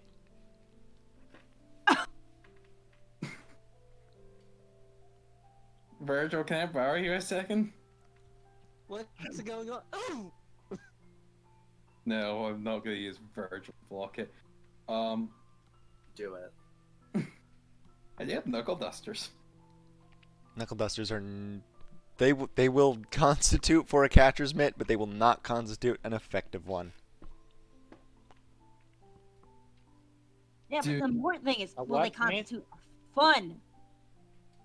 Eric, Yeah. What's up? does the Drowned King's trident have a materia slot? Shit. You can't Oh. just Pretty epic. you can't just Reika this because it takes an hour to slot a materia. Does it take an hour if it's being fired at you a million miles an hour? Yes, because you're dissolving its energy and fusing it with the item. Sad. There's a good idea. No, it's not. It would absolutely be much more difficult because all of a sudden the precision you need is way higher. Oops, I can't hear you over you shutting up. All right, so what are you using as a mitt? You have 20 seconds to decide. Tick. You can totally Talk. panic and grab Virgil. Tick. It's okay. Nope, there's only Talk. one thing we can use. Tick. Kavi, Talk. I'm borrowing Danger Plant. Tick. Danger plant's up on the other Sure. gear. It's up on the other gear. How do you get it down? Tick. Use Dissolve Talk. it and then summon it again. Tick. Talk. Do you do that, Catherine? Tick. Sure. Talk. All right. You resummon Danger Plant right next to Amalia. What's it doing? Tick. Talk. Doesn't Okay, get a Amalia, choice. what do you want me to do this? With this? Amalia just reaches down, grabs Danger Plant, and uses it as a mitt. All right. So some portion of Danger Plant is like a Venus flytrap looking thing, with like, and you just weirdly jury rig it into being a mitt, and We are you getting realize that top this paid for it. materia is about to decapitate Virgil. So you lunge in between him and Catherine in a dive. You hit the materia into the Venus flytrap. It kills Danger Plant. I'm not gonna roll for damage. good night. And Amalia, after it burns a friction hole through the Venus flytrap, you take an additional 15 points of fire damage just from the residual heat of the materia. It is glowing white hot. It has been polished to a fine, perfect white sheen. This is a general +2 materia. All right. I feel like that was worth it. I mean, All right, let me It's see it. always What is worth it? What it. is it? So Amalia sees that it is. Should I resist? Should I resist that fire damage? No. I don't think you can resist damage anymore. With absorb elements, I can. Oh no, yeah, you can. My bad. Uh, I used to allow you to exert against it. It's not worth a spell slot. So Amalia sees this white hot, drops to the ground. It's going to fire off a few frostbites to bring it down to touchable temperature, and pick it up. And then she's going to look at Catherine and be like, is this really the time for that? Do you not want to like? I mean, your A plant time for what? your plant's kind of and she looks at like the remains of Danger Plant. Fergus, when the dog stops barking, I'll unserver mute you. So type in chat. What? No, Danger Plant? Danger Plant, come over. Look, I summon it again. Danger Plant just kind of crawls back into existence and looks accusatorily at both you and Amalia before shuffling off over to here and just kind of folding. No, look, cool. See the thing that you caught? Look at it. It looks over its shoulder. Yeah.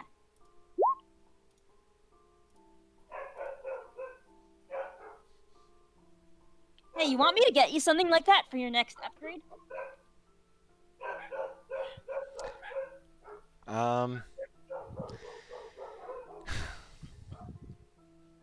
It's upset with you. It looks away. Okay, well, can't figure out why. Roll animal handling.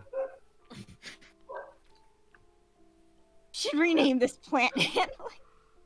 Wouldn't that be persuasion since it has sapience now?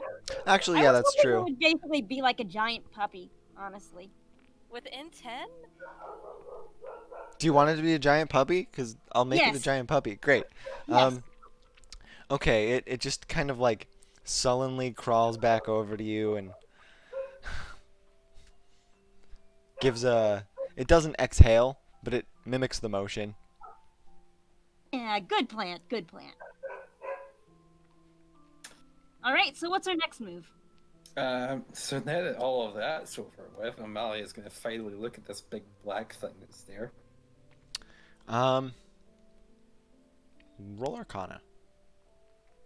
Did the timekeeper follow us? Nope, he's still back there.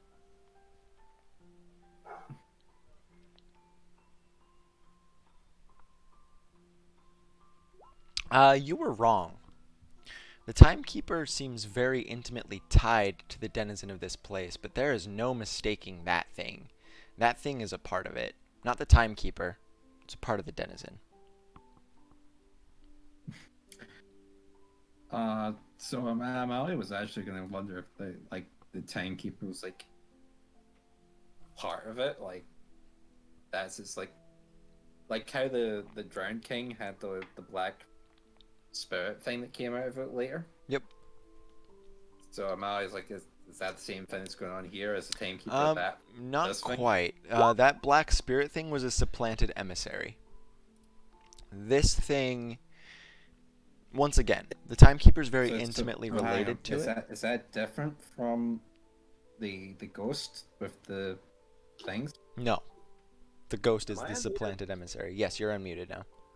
Alright, so there was a ghost with the things, and then there was the thing that came out of the drowned king when Cecil cut his fucking head off. That is what I'm worried about. That's what you're worried about. No. Well, possibly. Could be a similar sort of relationship, but they seem more like, that seemed more parasitic, the drowned king thing, whereas this is... It seems like two separate things that are very closely tied. Like immutably tied. Alright, so I was wrong. That thing over there, that is the dimensional lord, or whatever you want to call it. I guess so. Yeah, it's probably why it's disintegrating. It gets near it. So, the timekeeper is just kind of vibing there, right? Yeah, you guys can't see it from where you are. Oh, yeah. Kind of want it to come along with us, but I don't see how we can make it do that. Or convince it, since we... I mean, it understands language. Can we just like tell it to come over? Hey! Cecil. Wait a second. Cecil, you just yell for it. Yeah. What do you say? Time person, Keeper. keeper. So after probably about 45, 50 seconds, you see it peeks its head up over here, over the edge, kind of looks at you and waves. Could you do me a favor? It cocks its head. Can you just like jump over here? It won't take but a moment. So the rope that Danger Plant was attached to fell down into the crunch zone. No, he's not asking. No, I a know. rope. I know. I'm just updating you. After you dematerialized the Danger Plant version that was anchoring it, you now only have 25 feet left of that particular length. The timekeeper looks down, like it gets on its hands and knees and just looks over the edge and then looks back at you and shakes its head. Oh, I'm sure you can do it. It's fine. It comes out over onto the bridge part and just like gets on its hands and knees and looks over the other side. It looks pretty nervous. Goes over here, does the same thing, looks at you and shakes its head more fervently. Well, okay. We can't even use the rope thing because it would just Um, do it immediately. how about you tell us how we get to those levers over there, then, if you could. It cocked its head. Wait The a levers, second. the switches over there. He It just points over. it just gestures vaguely in the same direction as if to say like, "What are you saying? I can't see anything." Um, Ama- Go on. Amalia is looking at this. She saw it get down its hands and knees, and it's like, "Hey, hang on a second. Does your touch not affect these gears?" It gets down on its hands and knees again, slaps its bare hand against the brass. Nothing happens. Is it just brass? It shrugs. Well, touch another metal. It gets up, slaps its hand against one of these spokes as it passes by, and nothing happens. It shakes its hand in pain a little bit, as if it overdid it. I see. Absolutely bizarre. Well, I suppose we should. Amalia points at the denizens like, "Hey, do you feel that? What's the deal with that?" It looks over in that direction, and then looks at you and draws a line across its neck.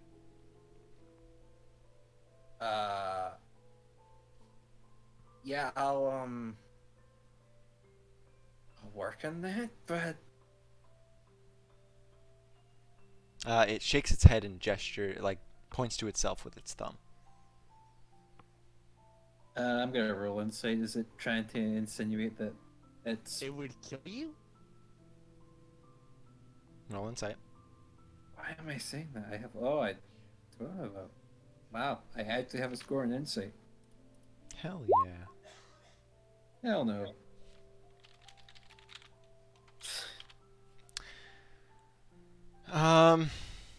Someone want to assess that? So, with a 10, you get that it definitely is aware of its relationship to that thing. It definitely has knowledge about it, the nuance of which it can't really adequately communicate to you. You probably have to figure it out on your own. But it does seem like it doesn't seem like it's going to be hostile towards you, like the timekeeper. Like it's the line drawn across the neck was you referenced that thing and it referenced danger. And then after it jabbed its thumb at itself, like maybe it means the same danger, maybe it means something else. All right. So Yes. Amaya's gonna look at this. So I have an idea. Me too. It's kind of gonna waste some of my resources, but fuck it. She is going to. Who are you cast- calling maternal? She's gonna cast Sending on the Timekeeper. Nice. Boy? Alright, you cast sending and it doesn't work. Oh. Can't telepathize with this. Great. It still consumes the spell slot. So Cecil Hold on. just Just to describe it, you cast Sending on the Timekeeper, and there's no visual indicator of this, but you feel inherently that the spell disintegrates on contact with its brain.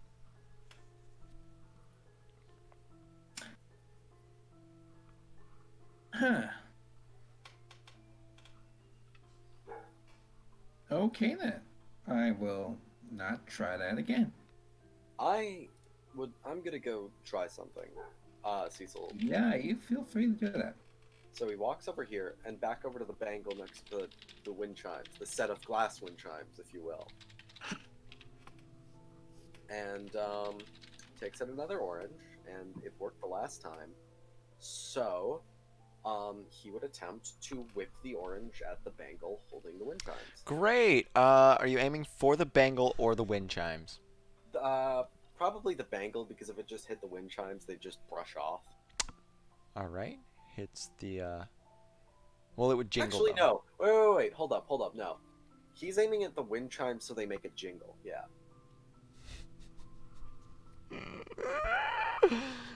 Okay. Yeah. Yes. So Yes. you Yes. pitch. You pitch the orange at the wind chimes. You're really hoping these things are magical, because if they're just glass, the orange is just gonna break them. They're magic. Roll a dex attack with proficiency. Roll orange. Uh-oh. Uh-oh. Yes. Uh-oh. Yes. Yes. Fergus lives for these moments. Aw. All right. Not many- Oh no, wind chimes are very easy to hit. Oh, good. These are big ones. These are comparatively to the size of this thing, like it's not a small bangle, it's a huge bangle. One of the chimes is about as big as your body, and you definitely hit it, and it definitely clangs noiselessly into the chime in the middle, or not the chime, the what would you call it? Like the thing in the middle of a bell. Yeah. The The clanger. I think that would be called a chime. It hits the clanger, for The lack clapper? the clapper. I Hits think the that's what it clapper. is. The clapper rings noiselessly against the rest of the chimes, all except for one. And then dust shifts off of this massive metal thing as it strains even harder against the single brass chain that is immobilizing it. I Cecil? seem to have figured something out. You smell a sulfur smell rising up from the edges Yummy all eggs. around the gears that you guys are standing on. Yes. All right. Progression. Roll initiative. Oh.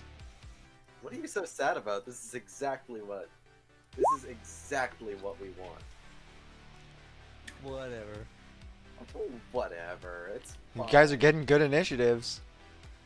Yeah, at least there's that. 23. You guys are getting really good initiatives. Like shit, Oh, bro. there it goes. Question: if we both have, oh wait, no, Virgil goes first. 5. Yep. Right. I'm gonna roll for the timekeeper. So what is this? I'm gonna tell you. Don't worry. Thank you. And I'm gonna roll for this. Yay! What is- it's just a piece of metal. It's just hardware.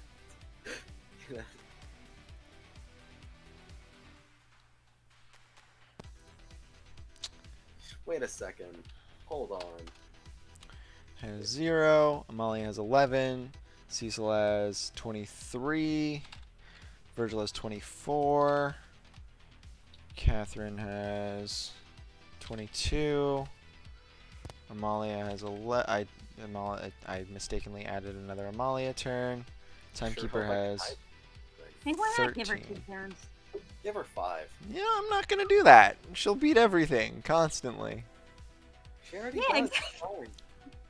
All right. So, Virgil, you're the first to react to the unmistakable shape of some things that look to be clothed in the same sorts of gear that the timekeeper itself is, pulling themselves up with limbs that have too many joints onto the surface of the gears. There's one right here, right behind Cecil. One pulls himself up here. One is doing the move you wanted to do along the top of this gear, Amalia. And then one is right here. This thing is shaking violently against the bronze chain. I will mark the chain's health. The chain's health. Yes, the chain's health. Ah. Ooh. What do you want to do, Virgil? What does Virgil want to do? Where did these things come from? They just climbed up from nothing. This is exactly what I was hoping for. Glad to know someone's having fun. Oh, tell me a funny combat encounter isn't a good time. Cecil, these do not look like echoes. Okay. Noted.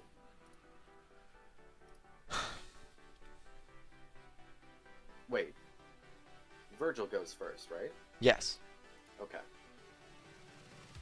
Just making sure, because Virgil and Cecil, for some reason, are so very similar in my brain. They are. We're both husbando cat boys. Except one of them is insane. Completely off of his rocker. One of them is a dog. Alright, so describe what you're doing, Virgil.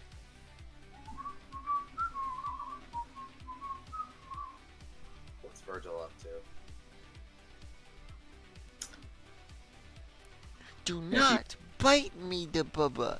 Sorry. If you're speaking, Carol, we cannot hear you. Yeah, I wasn't trying to talk over you or whatever. Like, we cannot hear you if you're speaking. This has happened before. I just... Is this Whoa. better? Yes, it's much better. Okay. I switched to the old ass $80 phone because its headset fully goes in. Well, welcome Whatever. back. The dog. Didn't hear any of the Tonfa were cracking bit, did you? I did not, but the attack's successful. Well, that's good. So a nice shiny Tonfa crack. Alright, do you want to apply anything to the Tonfa? Any of them their poisons? Yes. Let's see. I have 4 treatments available. This could just be the start of it. There's no telling how they look, but fuck it. Yeah, let's apply one. Let's apply brittle bone. All right. So so you take out your injector and it sort of jettisons into an alternate application method and just slathers this dark crimson viscous jelly around the length of your tonfa as you spin it underhand a couple of times, and then you bring it up. It raises its arms like its misshapen, too many jointed arms to intercept the tonfa, and then you shift it down and go for the armpit, and you just stab it real deep in there. You feel the crunch of bone underneath, and the jelly gets real deep inside there. It starts to convulse under the effects of the poison. Roll damage. Ooh, nice. Wow, that's low damage for. Well, it's okay damage for a Tonfa. I Yeah, guess. it's not too bad. And brittle bone.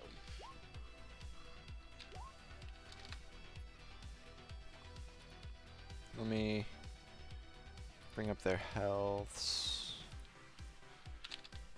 And I'm guessing because it saw me, there's no sneak attack die. Yeah. No sneak attack unless you have advantage on the attack roll. Unless you have advantage or you're flanked. Right. I'm doing percentage, by the way. These things don't have 100 health. Okay, that's reasonable to know. Good to know. Yeah, wait till you see how far it goes down first, and then Yeah, let's see how much Fair. 8, 8, and 7 does. 15. You're applying Brittle Bone twice. Because it's 2 attacks. Oh yeah. So roll another Oh, attack yeah. roll. That's why it's good. Probably shouldn't I? Right. You have to hit with the second Tonfa first. So roll another attack roll. 11 doesn't hit. So you deal 8 and then 7, so 15 total. Epic.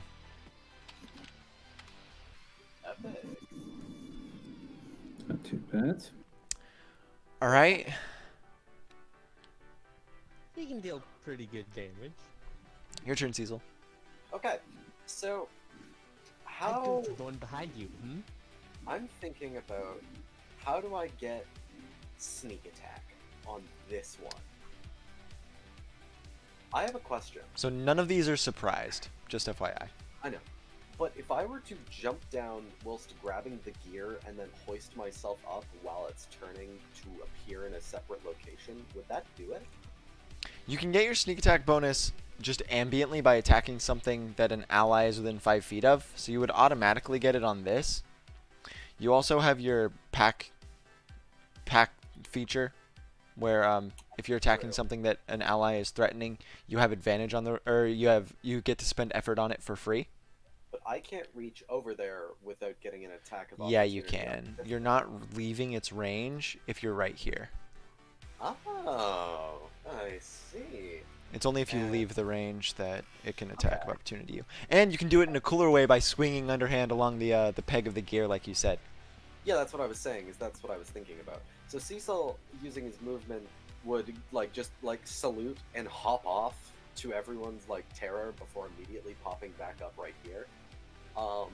As he as the scythe kind of unfurls off of his back, and he reaches it over to the one around Cecil, or one around Virgil, and attempts to wrap the scythe around its head, and it goes, guillotine. Attack with advantage and free effort. No advantage, but you do apply sneak attack. Okay, I will do so. I think this is how. This. Uh, 23 good? you can exert if you still want to. Exerting will allow you to proc Great Weapon Master, Yeah, that's because what I you're was not gonna sure do. if you're not sure if an 18 hits. Okay, so I exert for free. Mhm. Is that how that works? It Okay. is. So I will then roll. D8 plus 3. So 11. Yes. Yeah, And then that's use Great Weapon Master for plus 10, yeah? Great Weapon Master for plus 10 damage, then roll guillotine damage with Okay. sneak attack. That's not right. That's okay. I don't understand how this works because I'll de-check them and then recheck them. That's more like it, but I think that's still incorrect. It's 10 plus the 28, or rather the 28 plus the 11, and then plus the static 10. So you got 39, 49 total. So it's dead. Yes, you decapitate it, and that makes it so you can you gain another attack action with Great Weapon Oh, Master. Describe how Um, you kill this thing. So yeah, like said, Cecil reaches the scythe around it and basically pulls it off of the gear and flings it over the edge whilst clamping it down. So its head goes flying and lands next to the one that he's right by, but its body goes tumbling down into the darkness. And Can I see what happens to that body when it falls into the darkness? Gets to the crunch zone and crunches. Great. can I use acrobatics to jump over this thing in an attempt to kick it back off? Like off the gear? Yeah, to Yeah. jump on top of it and attempt to just So that's finesse just it. That's just movement. I You guess. So it's movement to here, and then it's contested athletics and a shove action, technically. But it's in your in your cool way of describing it. So roll either athletics or acrobatics. Okay. I'm gonna re-roll that for fun because this is a cool combat encounter. And I didn't actually no. I'll just exert it. No, never mind. I'm good with exertion. Yeah, that's what you did to the last reroll too. Yeah. No, you're right. I had people. Exertion's good. It is. We need to remember about. All right, more. so 18. You win. It All gets right. pushed over the side. Makes a dex save. And fails. Drops off into the crunch zone. So now that I've killed another one, I get another attack action, right? You don't have another bonus action to use it with. Damn. You only get one All right. bonus action. So Cecil just murked 2 of them. Yep. All right, cool. All right, Catherine. Let's put your danger plant on the field so that Alright. we know you have it. And what would you like to do? Okay. Let's see. So, 1, 2, 3, 4, 5. I'd like it to inaugurate my cucumber gun. Okay.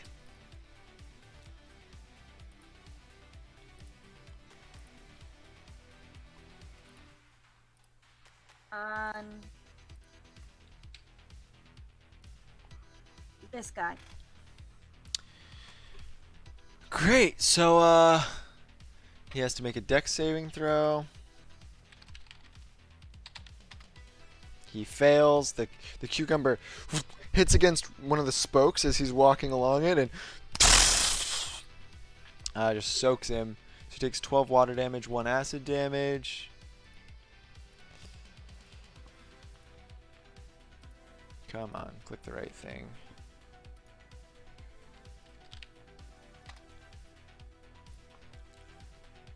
And then...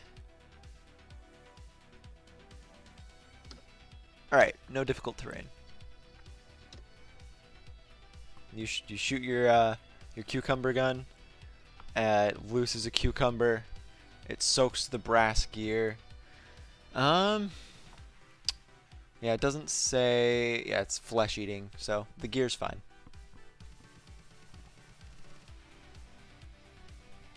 And then it hits initiative 20.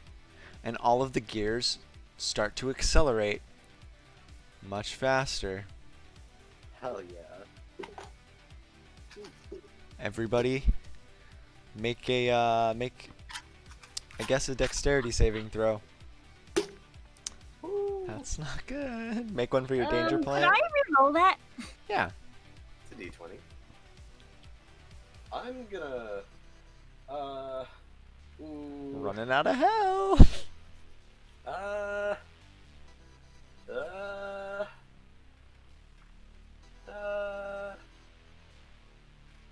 Well... Huh. Do I want to exert that? 39 hit points.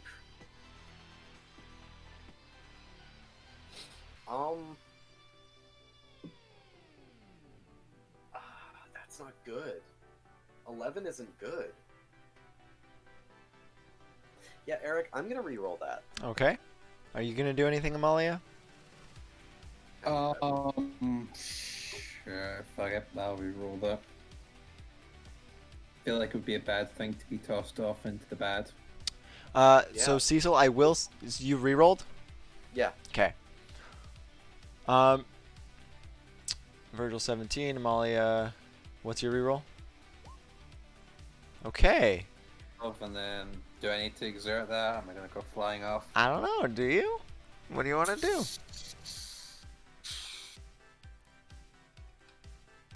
Probably. Let's see. Yeah, let's exert it. 21. No problem. It's nice to know where all these crits are going today.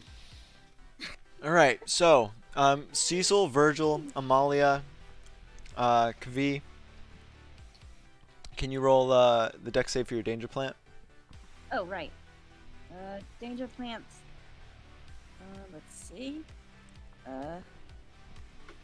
Oh no. I Again. I like. Let me look up what danger. No, plants it's is. fine. It's fine, but it's a crit fail. So I know. so danger plant is shunted into Virgil's space, which doesn't matter because Virgil can occupy the same space as other creatures. Thank God. Anybody else and they both die. Amalia, Catherine, and Cecil and Virgil, you all just start jogging in place in time with the gears. None of you are caught too far off guard. However, you do lose 10 feet every round just from the jogging in place. Ah. Cool. So that means that if we don't move, we'll end up like moving back squares. Or you'll just spin along the gear. Right. That's what I meant. All right, and Timekeeper's turn. So he moves to the left and to the right and to the left and to the right, and he sees that you guys are you're winning. So he's kind of like Real smooth. doing some up and down jumping. He's fist pumping like, good job, you guys got this. And your turn, Amalia. Okay. So, here's a question. What if I slow down enough so that I let the gear carry me? For example, what if I stop till I get to here, jump to there, let it carry me to there? Because turns last 10 seconds, that's still functionally part of your movement. It's not how fast you can move, sure, but it's you moving over time.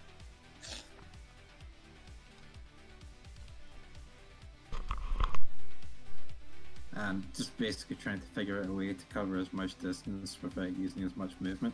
So, like, if I just stand still, will the gear then take me to here, where I can jump to there? Yeah, the time it takes to get you there is longer than the time it would take you to step over there.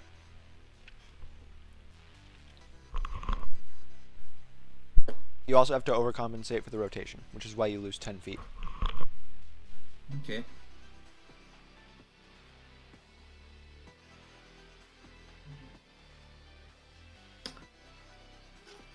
Alright. Roll initiative for Albus.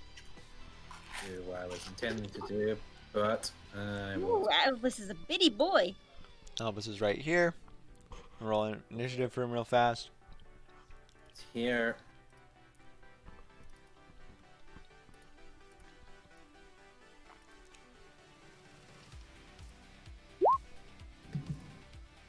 Not bad. Players win ties, so. So I'm going to take a pot shot at that one at the top. I'm going to throw a chromatic orb its way. It's going to be fire.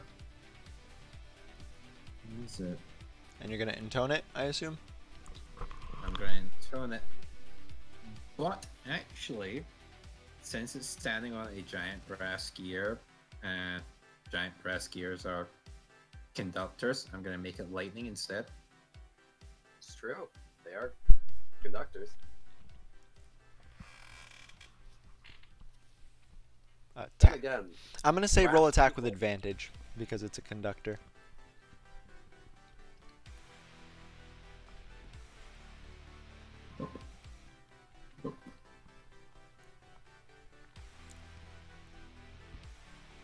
Where are you, chromatic orb?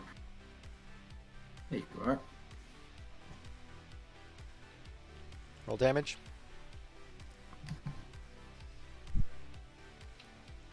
Ooh. kill it. Is the additional fire damage contingent on it already doing fire damage? No. Okay. That- So it's 23 total? Yep. Yikes. So you... the electricity hits it solidly in the lower portion of its abdomen, and then you see it just charge the gear that it's standing upon.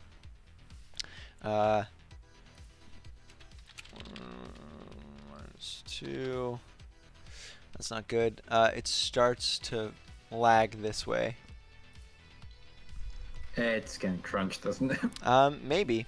It hasn't quite gotten to there, but it's prone. It's holding on for dear life. Kick it off. Your turn, Kick Albus. it off.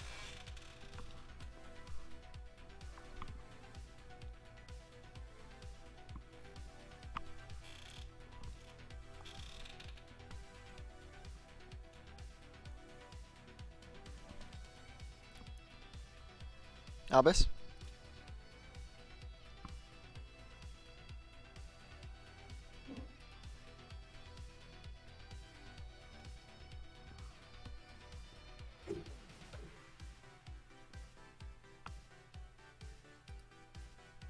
I am here. Give me a moment.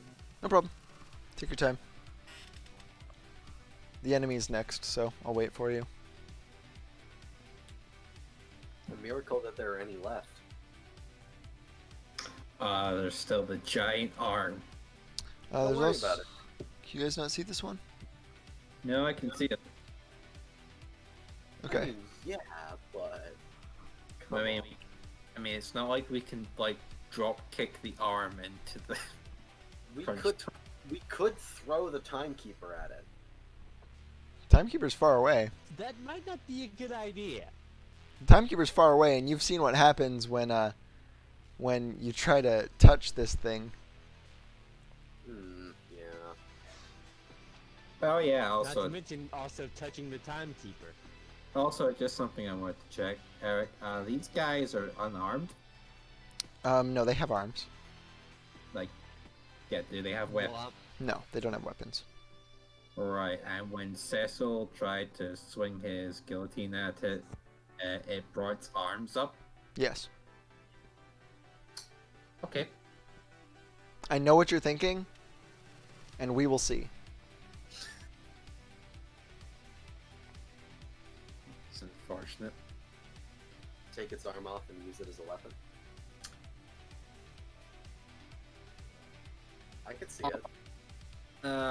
Yeah, I guess you could do that. I was more on thinking on the lines of if it touches us with that ability, we're probably boned, but yeah, Am I that mean- mean? yes. Yes. Yes. Okay, I'm here. All right. What?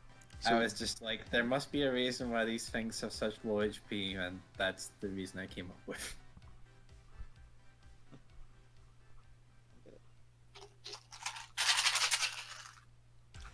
whoever's chugging Tic Tacs, please stop. I'm sorry. Let's all chug Tic Tacs. You Me know what- does. Okay, you know what it's like. No, I absolutely do. It's impossible not to shake it. I'm sorry. It's I'll mute my mic next time I I even kind of like it. I just don't want it on the recording When this you tick, you must tack. because I know Wait. that Wyatt's gonna hate it. Wait, Wyatt.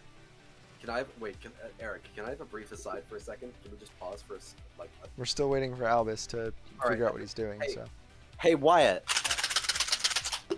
Okay. got now we him. can continue. He doesn't like it when I tap on the microphone vaguely. Wyatt. Summon Sorry, what, Albus? the usual first round. It would be summon turret and protect. Because I'm still not understanding the scene right now.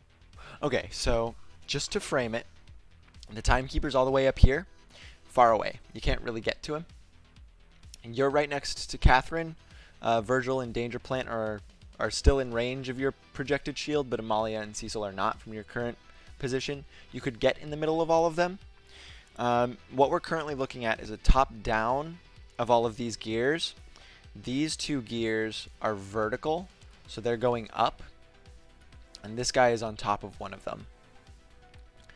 This thing is a giant piece of metal that disintegrates whatever it touches, much in the same way the Timekeeper does, and it's currently straining against this brass chain, which is keeping it immobilized. It is also coming out of this big weird wall portal. You guys have killed 2 of these guys so far. They seem, and this one does not look like he's going to be up much longer. Especially because of the acid. Yeah. And they seem particularly fragile, but you could, if you moved to here, you could potentially get a full team temp health shield off. Yeah, I would do that. Okay. So you summon your gun, Move me there. move to there. Do you want to roll or do you want me to? Roll for me.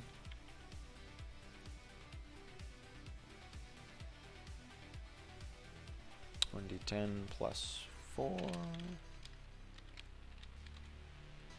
Everyone gets 13 temp health. Like everyone. Hey. That's Including good. Danger Plant. Yep. Including danger. Did you update? Oh no, you don't get to update Danger Plant statistics because you didn't choose Beefy Plant. You chose Smart Plant. Yep. Then you abuse his trust. You really do Still betray need to me. work on some stuff, and I forgot to edit my own character sheet because we got to level 5 and I forgot to update a lot of stuff. All right. So, did I what? Also, does Kiwi also have the second level spell? Does Kavi have a second level spell? Yes. Okay. So that brings us to the enemy's turn. This one is going to frantically fight to its feet. Nice. So it gets to its feet, runs up over to here. It started its turn in the acid, so 1d8. That's 1d18. And it's the same damage. Not quite down, but very close. So it's still up there. And that took its whole turn, though. This one... What's this one going to do? This one saw what Cecil did to its buddies.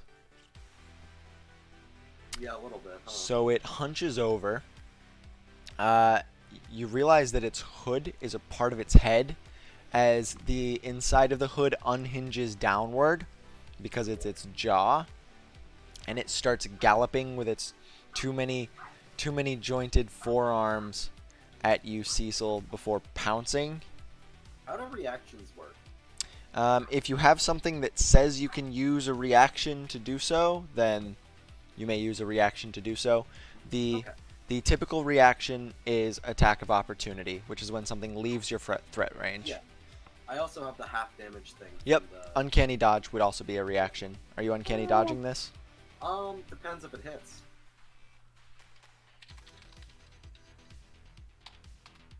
Does a 15 hit? No. Alright. Can I describe it? Yeah. To you? It's doing like a horrible alien pounce. So yeah, as it pounces, Cecil's like scythe's kind of like shaft loosens and becomes more malleable, like a Newtonian fluid, as he guides it over him and kind of like slides under it with the rotation of the gear. You switch positions. That's cool as fuck. Yeah, it was a little switcher. It was a little loop-de-loop. Yep. He's gonna try and do the exact same thing he did to his friend directly to him now. So it lands on the ground behind you, and the brass of the gear starts to bubble. No shit. That brings us to the arm's turn. It is just an arm.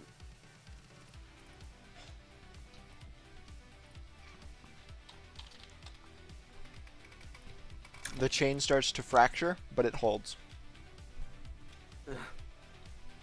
This isn't good. And then, right here behind Kavi, right here. Your turn, Virgil.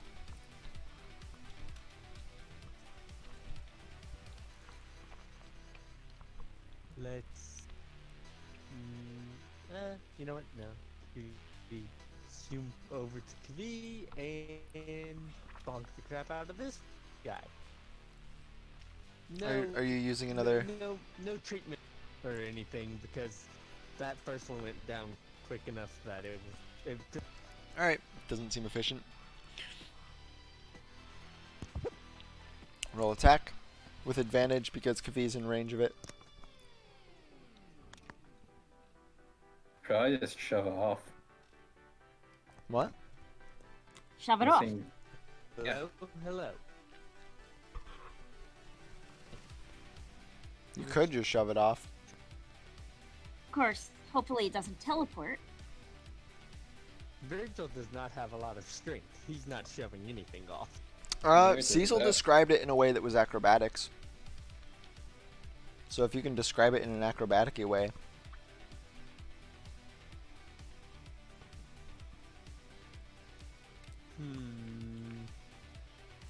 I mean, gravity is your friend here. Ooh, they bought gravity. Do you believe in gravity? I believe in miracles. Where you from? You sex thing. The only thing my uncreative ass can figure out how to acrobatically do it is with the handspring. Yeah, with karate and martial arts. Exactly. Yeah. You can handspring your feet into its chest. So roll acrobatics. Okay. Sure. Hey, that. Was high good or bad? That. High is always good, Virgil. All right, he's exerting. Never mind. Aw, cringe. I have 52 health. I'm fine for an exert. I mean, are you gonna get it? Maybe. All right, 14. These things are -2, I'm sure you'll be It has -2 to Dex. Dex. Rolled last time. Bruh. No, it rolls with its strength. It rolled with its strength against Cecil too. It grabs your legs by the ankles. Take 8 fire damage. Ouch. And it pivots. No, it didn't. It rolled Dex. It absolutely rolled strength against Cecil's. 1d20 plus Yeah. 7. It was the -2 after to see if it could keep its balance. No, it. Where? 13 Oh, there we go. acrobatics. D8 No, plus never 3. mind. Yeah. I see. Yep, right there. I see it. Alright, so ironically the -2 beats you too, but doesn't matter. Grabs your ankles, you take 8 fire damage, and it swings and throws you off with your own inertia. Roll a dexterity saving throw. Oh god. Who has the feathers fall spell again? But, nope, rerolling. Aw, Virgil. Alright, sorry. describe how you barely save this. The universe just wants them dead so bad. So, there's like this spring going on, and the fucker's just like, no, I don't think so, and just grabs Virgil's feet and like goes to toss him overboard, yeet, and run, and like like it's all the way out, but Virgil's just kind of like does the little like cat claw cling with his feet, and kind of just pulls himself back with it. Alright, so you don't let him throw you by just clamping into his legs or his arms. Right. You take another 1 fire damage and hit the door because you stayed on long enough for the inertia to carry you back onto the gear. As you land on the gear, it's still moving quickly. Roll a dex save.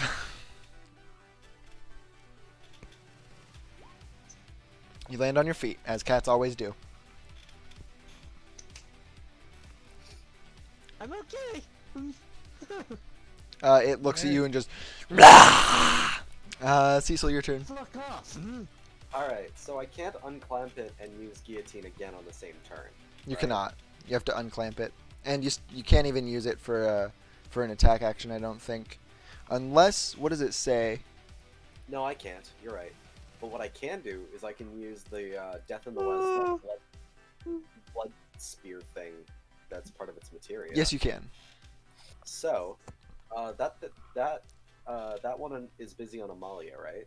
Or now is in like Amalia's attack range, yeah. Yes. Sure is. So I can get sneak attack off, yeah. Yep. All right. Literally everything in this place is in the Malia's attack range.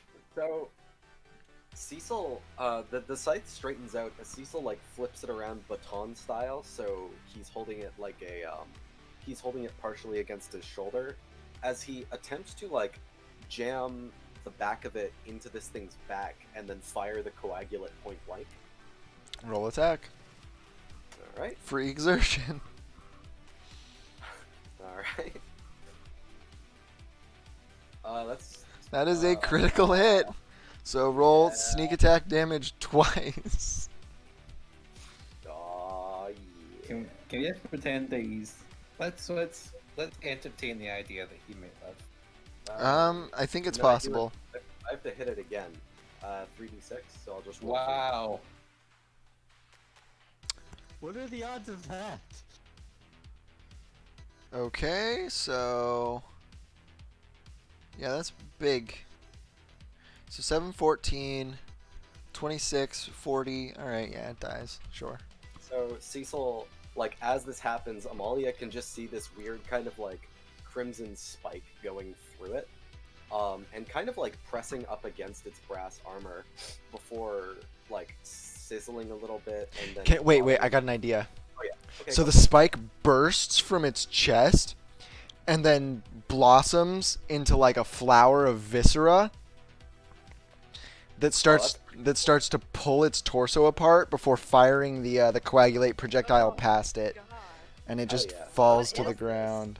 So that is one of my efforts. Cecil's weapon is not safe for work.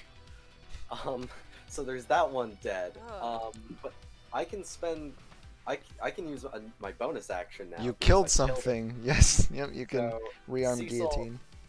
No, I'm not going to rearm guillotine. Oh, okay. I'm going to spend my other effort and fire the coagulate at the damaged one on the gear adjacent to me. All The right. thing that has like 1 HP. Yeah. why Fuck not? it. Up the kill count. I mean, Cecil's going on 4. Yeah, but I was more thinking if you're gonna do that kind of damage, maybe even for one of the. That's hyper true. ones. The acid will wait, get why- the weak one.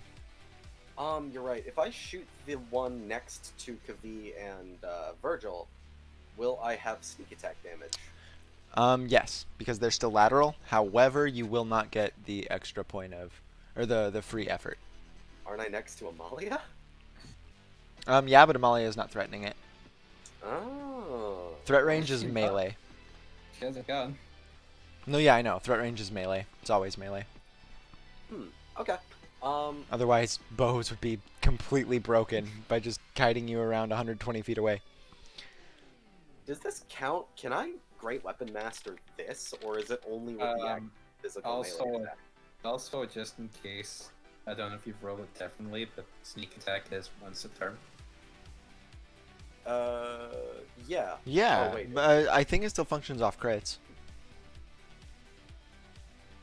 Wait, I'm curious. So Oh no, sneak attack- you're right. You already procced sneak attack once this turn, so you can't proc it again. Oh, that's interesting. I didn't know that was a thing. Yeah, rogues So are about few big hits.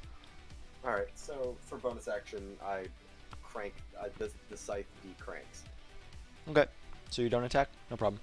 Yeah, I like to imagine it more as like as the blade goes down, the actual like tendons kind of fuse with it, so he's got to pull it back apart. That's so gross. It's Alright, so good. alright, Kavi, your turn. All right, so Kvi is going to down one of her fireproofing potions, Okay. and then and then try to whack this guy off with her tonfa. So you're trying to shove him. Yeah. Okay. Roll either athletics or acrobatics if you can describe it in an acrobatic-y way. Sounds like athletics to me.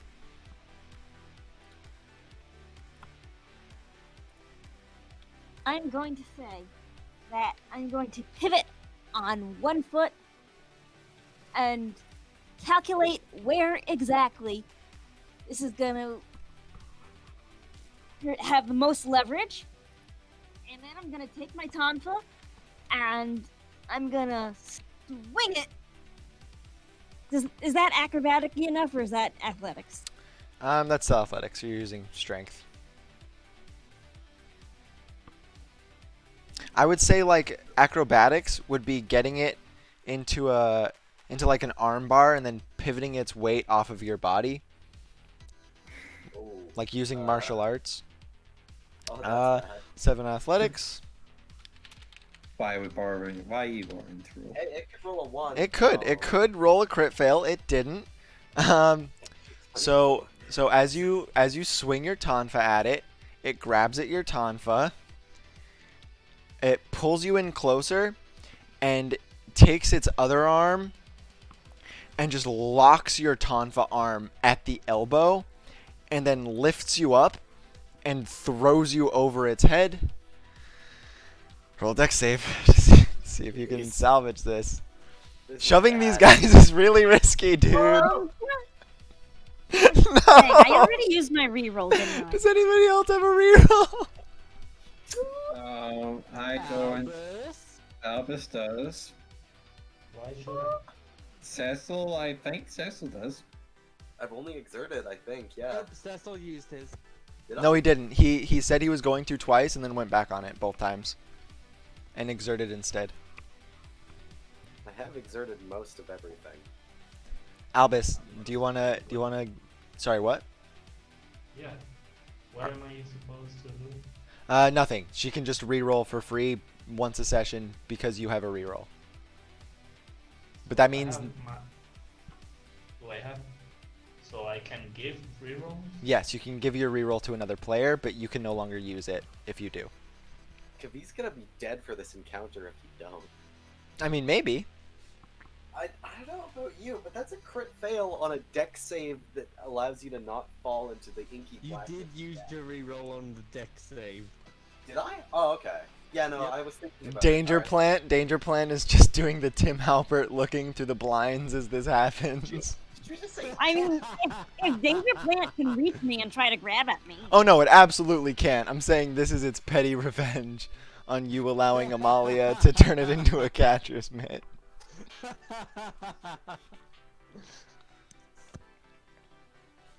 Yeah, fair. So Also, I did you guess say Tim Halpert? isn't it Tim Halpert? It's Jim. I'm fucking stupid. So Albus, you're giving her the reroll. Yeah, I get it. Go ahead and roll that reroll. Well, it can't possibly be worse, can it? It could technically be equal. Yeah? Yeah. Oh Can I surge? yes. Okay. So what does the effort do again? It's hit dice plus either Wisdom or Constitution modifier, and then you subtract the result from your health and add it to your roll. Okay. You gotta roll high. Okay. Well, that's at least. That's at least. Well, I have 5 hit dice and 6 Constitution. Oh so no! Oh, and this happens right after your fucking turn. just roll the exertion. Okay, so I do. Nope, that's it. It's 5. Is it possible to No, it's not. what? I was going to say. That's a D4. Feather Those are fall. D4 hit dice. He does have Featherfall. Yeah, you do No, have the to, one saying but, it- but also No, does help. Okay. Does a reaction to help? Okay, a D8. I Yes. don't think. So you can't. There. That's 5 plus 3. Yes, it is 5 plus 3. So you make it. You're hanging on the edge of the gear. You're hanging right here off the gear. So does Danger Plant have its own turn? Hold on, no, it goes off of your bonus action. Do you want to do something with Danger Plant?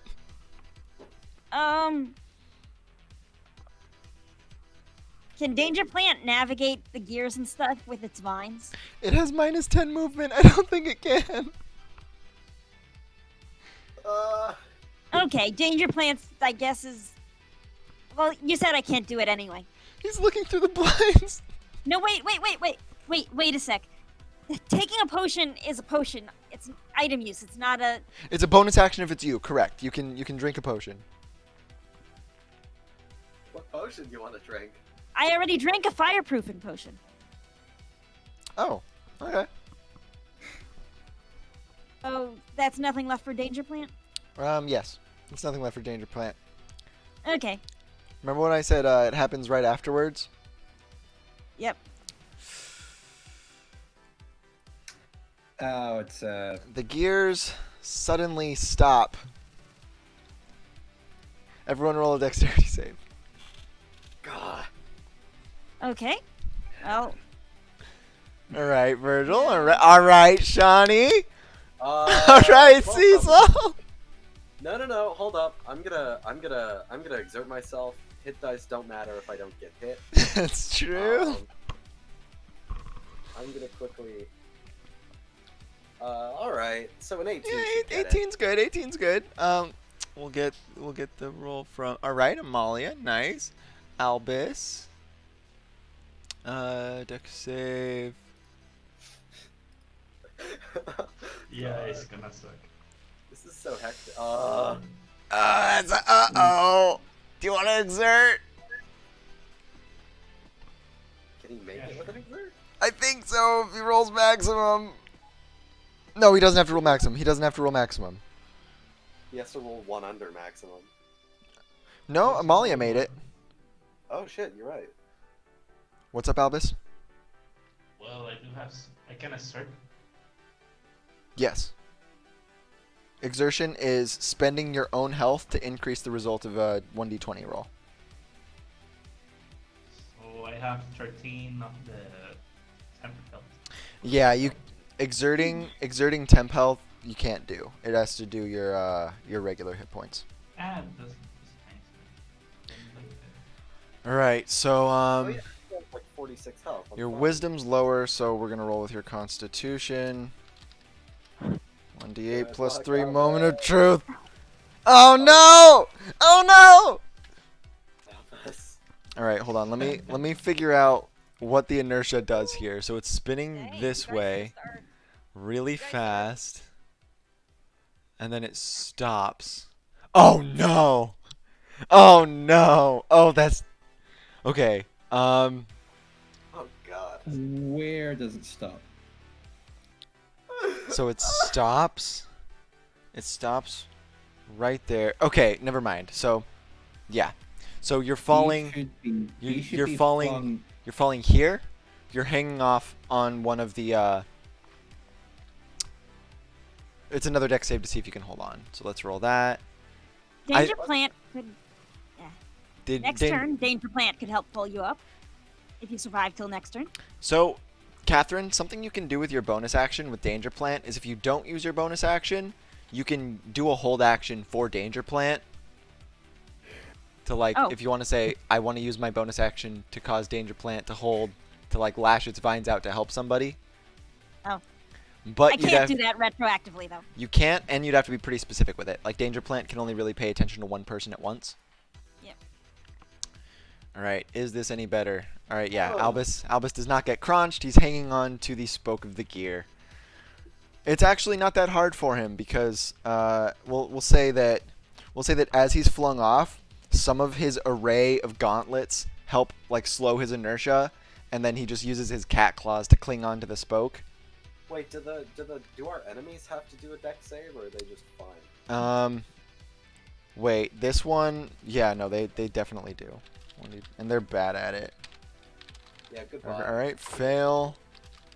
Good night, girl. I see you tomorrow. If the one that's holding me, it fails, and I pass, So It's not holding you. Yeah, it's not holding you. However, if it falls off in the They all same fail. direction, They all fail. 1, 2. I'm missing one.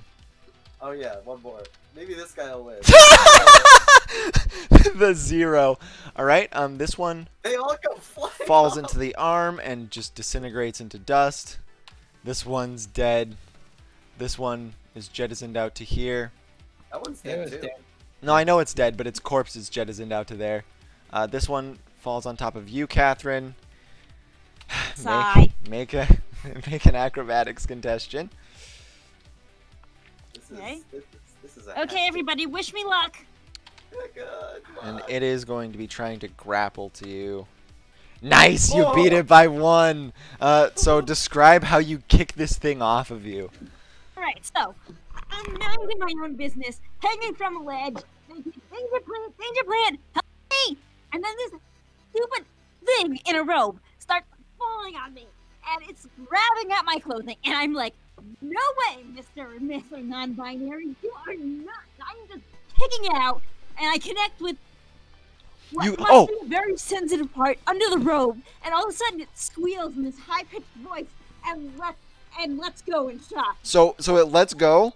Its multi-jointed arm lashes out and grabs firm to your ankle. You take your unoccupied arm, takes the cucumber gun off your back, you point it down, and you just point blank it off. See you in the crunch zone, motherfucker. Crunchy. I know what Gum. you're thinking. Did I fire 7 cucumbers or 8? You know, I gotta say, if I didn't say, hey guys, maybe we should, don't these things have to make a dex roll too, we'd still be fighting them. So, you know, pay me money. You're also the reason we're fighting them in the first place. I also, Yeah.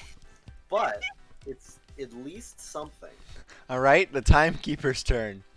He is just watching in horror. He thought you guys were winning a lot more handily. Amalia, your turn. We were. Right. We are So- winning. Okay, first things first. I'm gonna think about this fucking thing. What do I get? It is the indestructible, and it is the true denizen of this place. Shit. So Amalia Oh, is that's a great name for something Yeah, we're fighting. Amalia's gonna turn around and say, so guys, this thing's called the Indestructible. It's a denizen. And with a name like that, I'm thinking that door is looking real nice about now. Roll Arcana. Does a 30 get it? Does a 61 get it? Oh, you I- know what? I'll just exert, just for the sake. Sorry, 112. All right. So with a 19, you get it. As you're looking at this thing and the chain and its name, Indestructible, Antikythera is its prison, and Timekeeper is probably one of the jailers. Right. So I'm gonna turn around and look at Timekeeper and I'm gonna. It just sort of peeks out behind the gear and waves. Yeah. How do we stop it from getting out? It shrugs. Oh, that's fucking helpful. Thank you. It spreads its legs and it puts its arms to its left and clasps its fists together and then heaves them to the right in a lever pulling motion. And that's its turn. So, what are you doing? Amalia, Yeah. you're strong. Can you throw me over that onto the lever? Oh man, that's risky. What the fuck, Cecil? You know, you have to give Fergus one thing. I do. Never adult- Eric, What's up? how big is Danger Plant? I believe it's just kind of grows sporadically in a 5-foot cube. Great. It can, Wow. however, it can do the entangle action, which I went over last time. It can, however, get thrown. Rapid expansion. Danger plant roots itself, losing its movement, but causing the ground around it in a 20-foot radius to become difficult terrain, it functionally can act from anywhere in that 20-foot radius.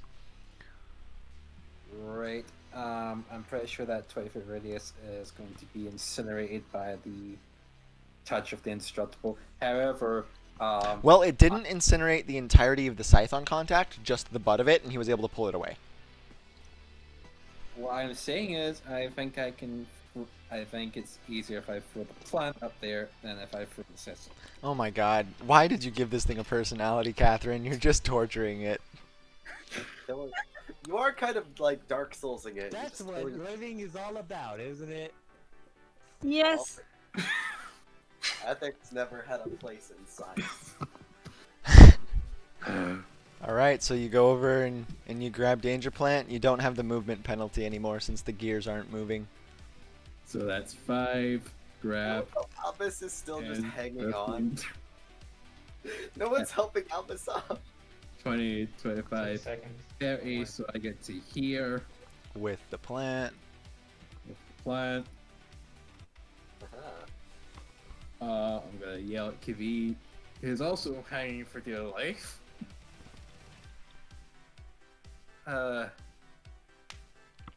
Danger Plant's heavy, by the way. It's like 150 pounds. Big fight. You should throw Albus instead. Cecil's probably lighter than. Might be. How tall is Cecil? Cecil's the dog pelter, and he's actually pretty heavy. Like, he's still pretty lithe and wiry, but he's heavier set than Albus or Virgil. I have no idea, actually. I didn't. How tall is he off the cuff? I don't know, like 5, 10. All right, so he's probably like 140 pounds thereabouts. Virgil is 5'3" and roughly 100. Take Virgil. Seems like the best choice. I would have to move further, so it's either going to be you or Albus. Alright, so Cecil helps Albus up, walks over, helps his pal up. We're still in combat, so. Are we? Yes. Oh, boring. I forgot. This thing is still trying to break out of the chain. Boring. So whose turn is it? It's Amalia's. Well, I mean...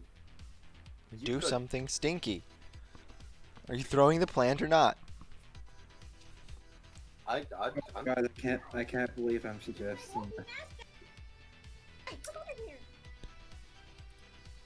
Eric, What's up? say I were standing on this gear here, Uh-huh. And say I were to hit this gear here with a bolt of lightning, Yep. and say I were to attempt to angle myself in such a way that I'm thrown by the gear at the levers. So, your lightning chromatic orb impacted the gear already. It didn't seem to speed it up at all. But it got it moving. It was already moving. It only gave advantage to the attack roll because you still technically hit even if you hit the gear instead. Because it's you know what conductive. you could do? Well, speaking of conductivity, you could, maybe see if you could trigger the levers with electricity by following the brass. The chain is brass. the chain is brass. The chain is also, keeping this thing in place. Well, That's it's not true. like okay, hear me out. It's not like electricity is going to break it. Hang on. At the same time, The brass doesn't get disintegrated by it. It's true. You could electrocute it also, apparently. Okay, Eric. How heavy is this gear? It is If I floating. could have had- It is floating in space. You want to try and pick it up? How heavy is this gear? If Roll, I take, roll a strength check. uh, It is good to fall. Determination.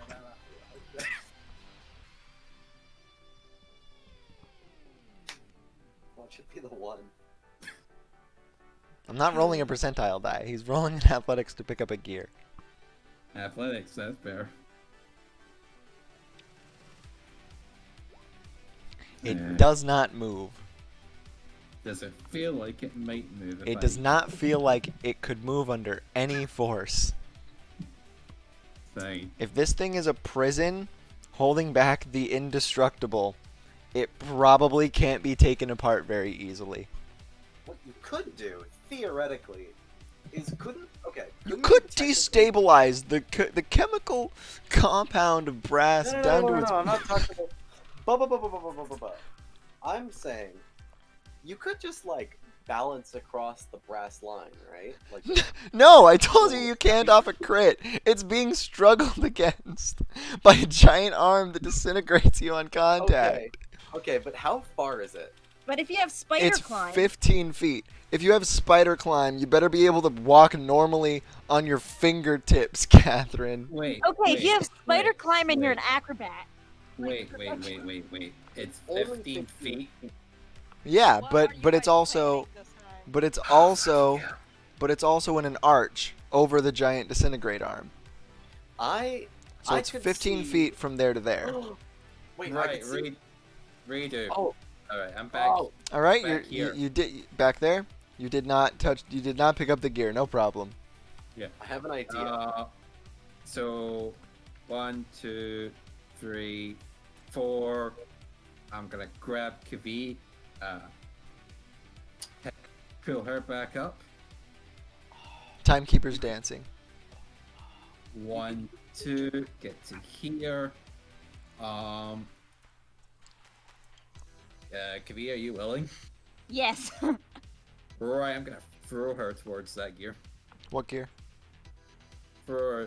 Basically, I'm trying to get her to cover as much distance as I possibly All right. can. Roll athletics. How much do you weigh, Catherine?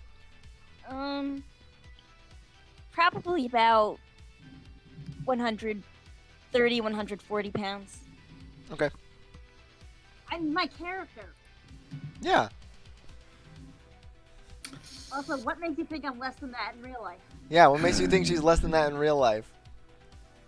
Get him, Shawnee. For the sake of moving things forward, she gets to here.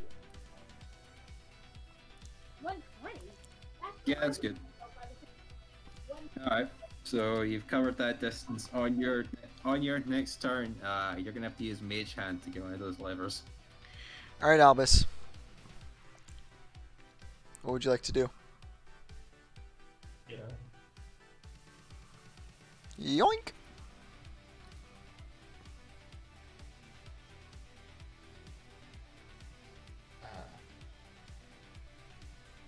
Oh shit. Amalia is just before we end, Amalia's gonna turn to the timekeeper, point at the two levers and like, which one?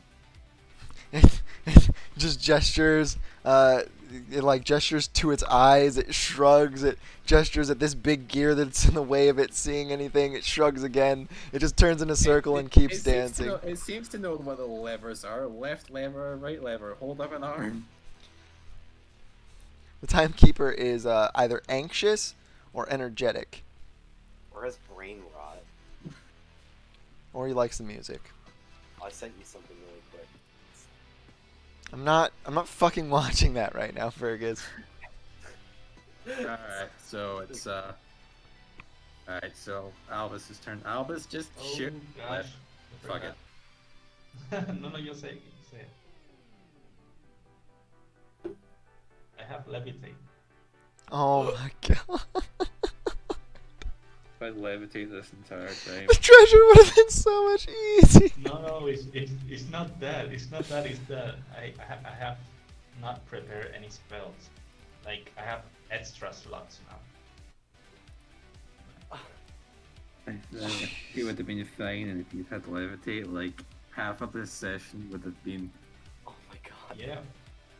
Oh wow. Oh my god. Concentration up to 10 minutes, and we wasted how much? We have been in this dungeon for 3 hours. You've been in this room for 3 hours. No, but in game, how much time has passed? Probably like half an hour, 45 minutes. Time is weird because Eden Dimension might still apply to Dream Dimension logic, where you're sleeping and you sleep for a whole day, but you wake up and it's only been 45 minutes. All right. So what you doing, Albus? Let's keep things moving. Well, fine, let's just say that hit me and I can do it. Okay. Yeah. I'll let you prepare levitate. You just have to make sure that that's prepared for the rest of the dungeon / when you wake up or whatever. Fine, I just I had 2 slots that I haven't filled, so I have that and add something else. All right. So levitate 5th edition. Rises vertically up to 20 feet and remains suspended there for the duration. Yep, you can just get over the arm. What are you doing it to? So whoever can act first. Okay, so it's you and then Virgil. So you want to do it to Virgil? Yeah. All right, Virgil, you start floating 20 feet in the air. Is high good or bad? Kaveen? You know what? I'm saying high is bad. Fuck it. Nice. Okay. The crunch zone above you is 40 feet up, so you're fine. It would have been really funny to see his head just get eviscerated by the dark tip. No, that would have been awful. So Virgil, you're just huh? Holy shit. You're just going up. You're like, please no crunch zone, please no crunch zone. You stop rising, and it's good. The timekeeper is like frozen in place in fear, just watching this happen, and then as you're fine and you go stationary, it does the Lalafell relief emote. This isn't the gamer dimension. This is the funny dimension. All right, so You get sent to the funny realm if you fall or go too high. bottom of the round. Alright, does it break the chain? Oh my god! Well, there's Just 5. barely no. Just You made it? barely no. The chain, several of the links visibly crack. You hear the brass straining against each link. And now it is your turn, Virgil. Okay, Virgil, better go dash. Oh boy. Your hero filter and dash. The target can move only by pushing or pulling against a fixed object or surface within reach, such as a wall or ceiling, which allows it to move as if it were climbing. Oh my god. You can't move, Virgil! God. Am I fucking... I'm fucking stuck? You're stuck up there! Cecil, your turn! Wait. What? Wait. Do you have a fire extinguisher to propel you? 0 gravity. Rope! Somebody throw a rope to Bert. Throw a rope. Hold on, let him talk. Hold up.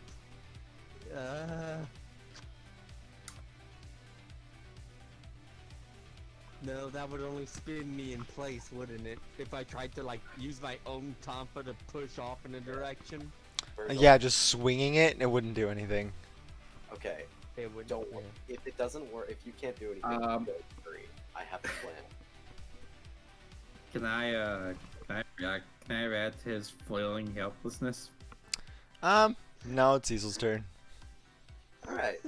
So, how does that just work? Cecil walks over, grabs Danger Plant by its Venus flytrap head,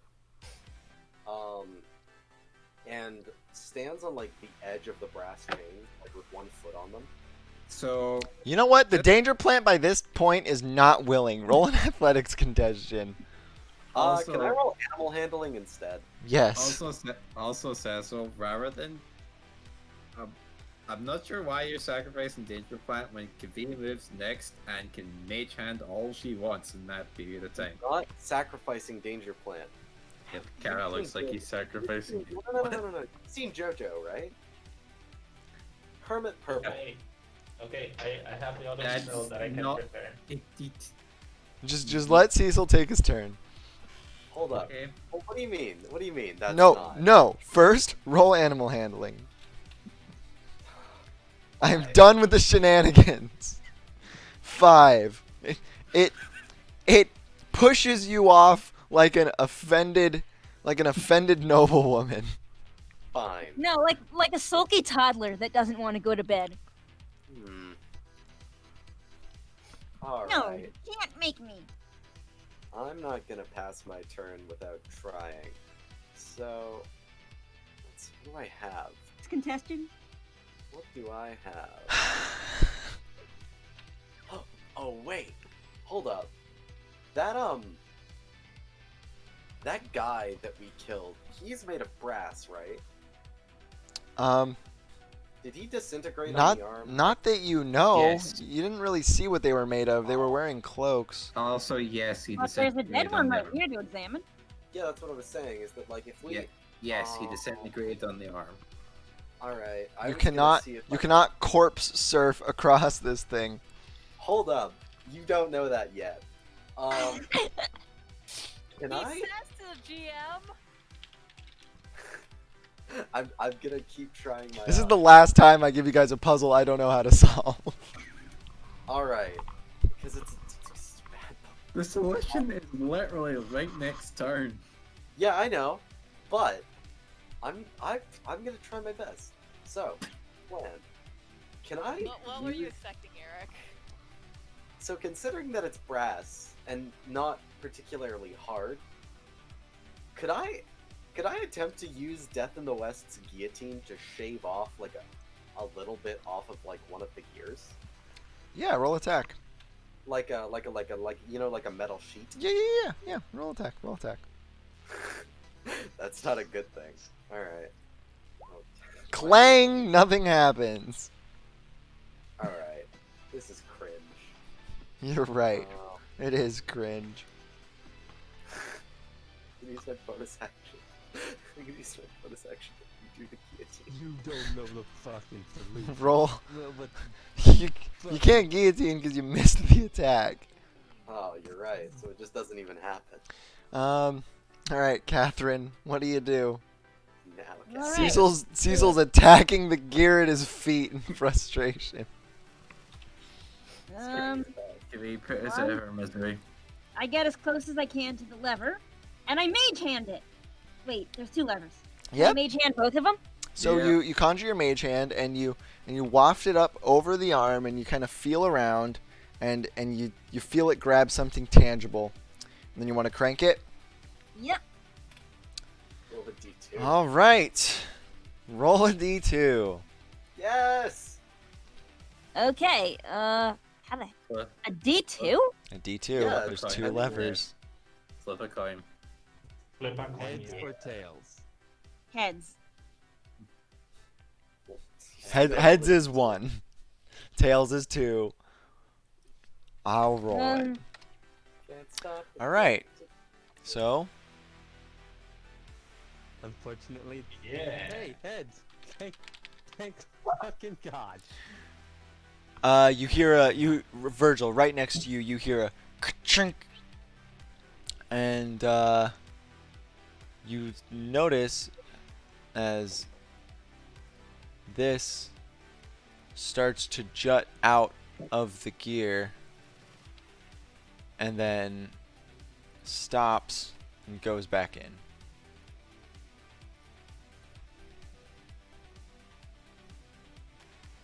You see that below you.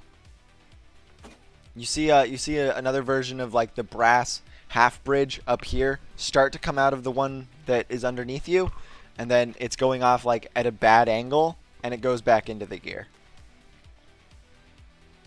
There's a bad angle. It didn't work all the way. It's the other part of the. For fuck's sake. Pull the other one. All right, All right. and it's the timekeeper's turn. It dances. Amalia, your turn. Oh, fuck me. Right. We are all learning. This is the best shit I've ever DM'd. Yeah, be careful about your own puzzles. Right. He Right. doesn't even know the. If you guys think the rest of the dungeon is better than this, whoo! Right, you know what? Do you at least have the answer?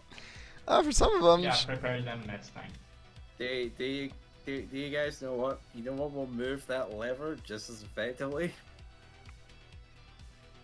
Fucking fireball. I have scores. I have Firebolt. No, you know what? I'm just gonna blow the entire thing up with fireball. I'm not. I'm gonna hit it with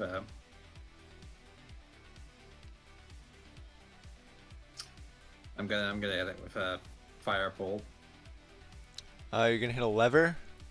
And I'm gonna hit the lever that Catherine didn't get with firebolt. All right, roll a spell attack. Spell attack against half cover, Which is which means it has +2 AC. Yeah. alright.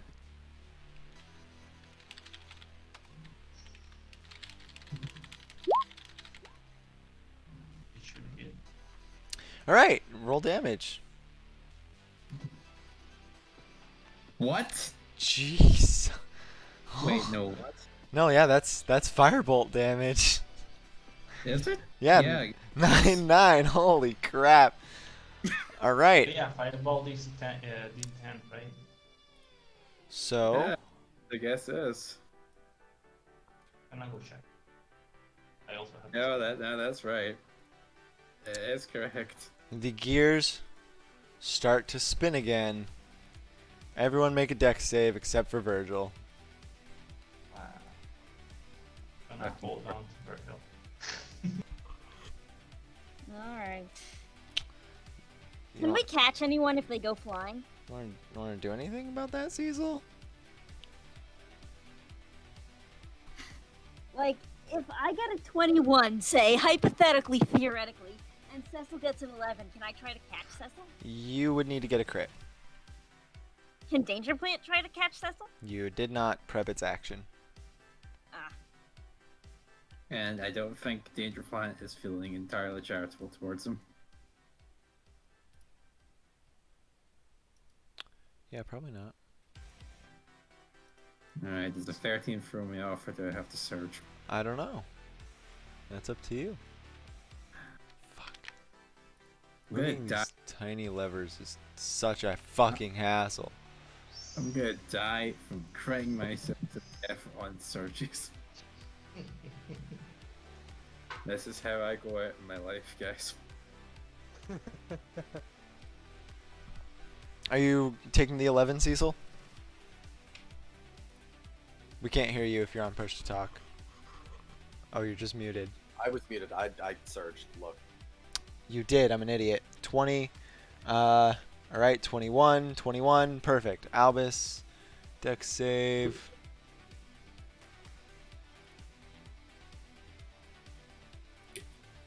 It's hilarious that the one with the best dex save doesn't even have to make it. Oh my god. Albus, do you want to surge? Yeah. Okay. This is gonna be the reverse time lever, and none of this is gonna. Alright, you're fine. Jesus Christ. Okay, everybody's fine. Virgil's fine. You pulled the lever. They're spinning. Virgil, the gear is spinning in the direction that it needs to spin in. Do you want to call out for the timing to pull the other lever? You know what? Yeah, sure. Perfect. Do I need to roll timing? It's Albus's turn. No, you can just try to wing it. Fine, fuck it. I will spend the point of effort and I'll quicken another firebolt if I need to. Actually, no, yeah, that works. You still have your bonus action. Are you doing that? Yep. Roll another attack Sure. with Firebolt.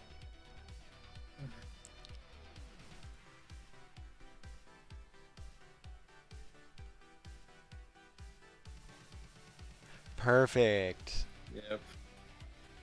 And then with another ka-chink, the bridge That would be the completes. Finally. You now have something to climb on, Virgil. He actually doesn't. He's still just 20 feet in the air. Wow.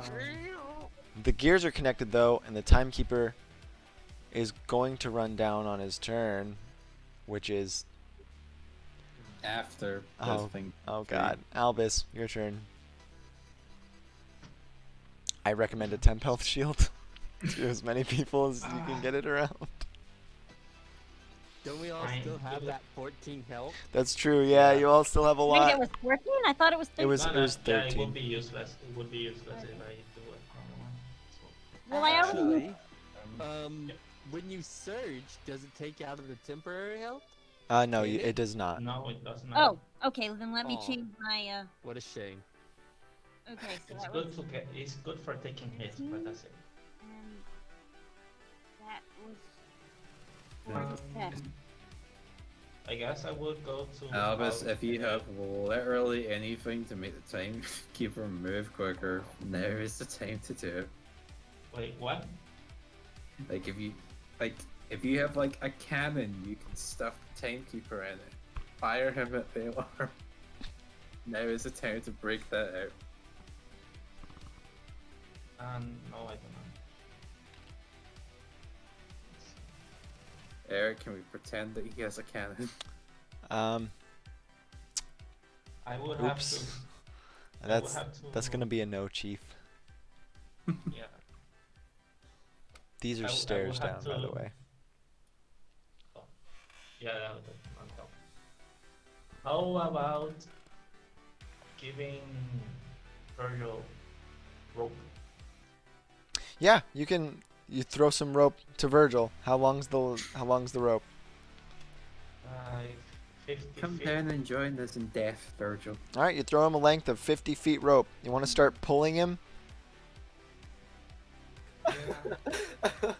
What is this? I know how about I mean, Baluki. I can pull myself with it too, right? He has to walk far enough away that it's taut, or else. Actually, no. You can feed it through, and pull yourself. No, I technically could speaking, also, well, I mean, he could also tie it to the compass and use it as an anchor, That's true. and then Guys. grapple himself to places with the zero grab he has. So, technically speaking, guys, we have a solid 5% chance of this chain not breaking. We do. Let's see if it does. In that Uh-oh! Okay. Uh-oh, spaghetti! You know, I Oh, I say no. guys, I think I say guys, no. guys, I gotta go. Can we, I guess we have to... So, the chain fractures and then breaks. And all of a sudden, the limb sinks further into the portal. Down to there. Bruh. And it It's starts forcing the gear that Catherine and Cecil are on out of the system of gears that it's a part of. It Okay. strains very loudly against the others before turning jaggedly diagonally. Cecil, Catherine, and Danger Plant, it's right up against you. Dex check? Nah, it's just damage. Oh. It's just damage. However, it's not instant death the way you're expecting it to be. It's just level 3 exhaustion right out of the gate if it reduces you However- to 0, which it's probably However- going to. You don't know that. It's 78. I'm gonna reduce that by half because I can see it coming. You can see it coming. I'm gonna make that. That doesn't. Wait. That 78 divided by 2 is 30. 39. 30? 39. Are you sure? Yes. Am I stupid? Yeah. Yeah. 35 Alright. is 70, and then Wait. yep, yeah, it's 39. So you're reducing it for yourself or in general? Only for him. So I go down to -2. What's that? So you're at 0 health with 3 levels of exhaustion. Aw. So the -2 just like is 3 levels of exhaustion. No, this is a level 3 exhaustion attack that reduced you to 0 or less health. That's cringe. So you have the wound defragmenting. You cannot make strength, dex, or constitution saves, nor can you exert. This seems bad. I'm gonna say that your way of not dying is you just let it strip away a whole bunch of your right arm and shoulder before Yup. combat rolling all the way to here. The danger plant is completely gone. Catherine, you also have that wound, and you were just Wait. shoved over to here. Okay. Hold up for a second. If you guys use the water world spell in the gamer dimension, does it do damage outside of the gamer dimension? Yes. Probably, yeah. That's anti-brain. That said, you now have a straight shot at these levers, like it's on the same plane, but this gear is now raised like 5 feet above this gear as it was pushed diagonally out of the system. The brass is still straining loudly against each other, and you hear this really low, deep thrumming noise come from way far into like the northeast direction, way further into the machine.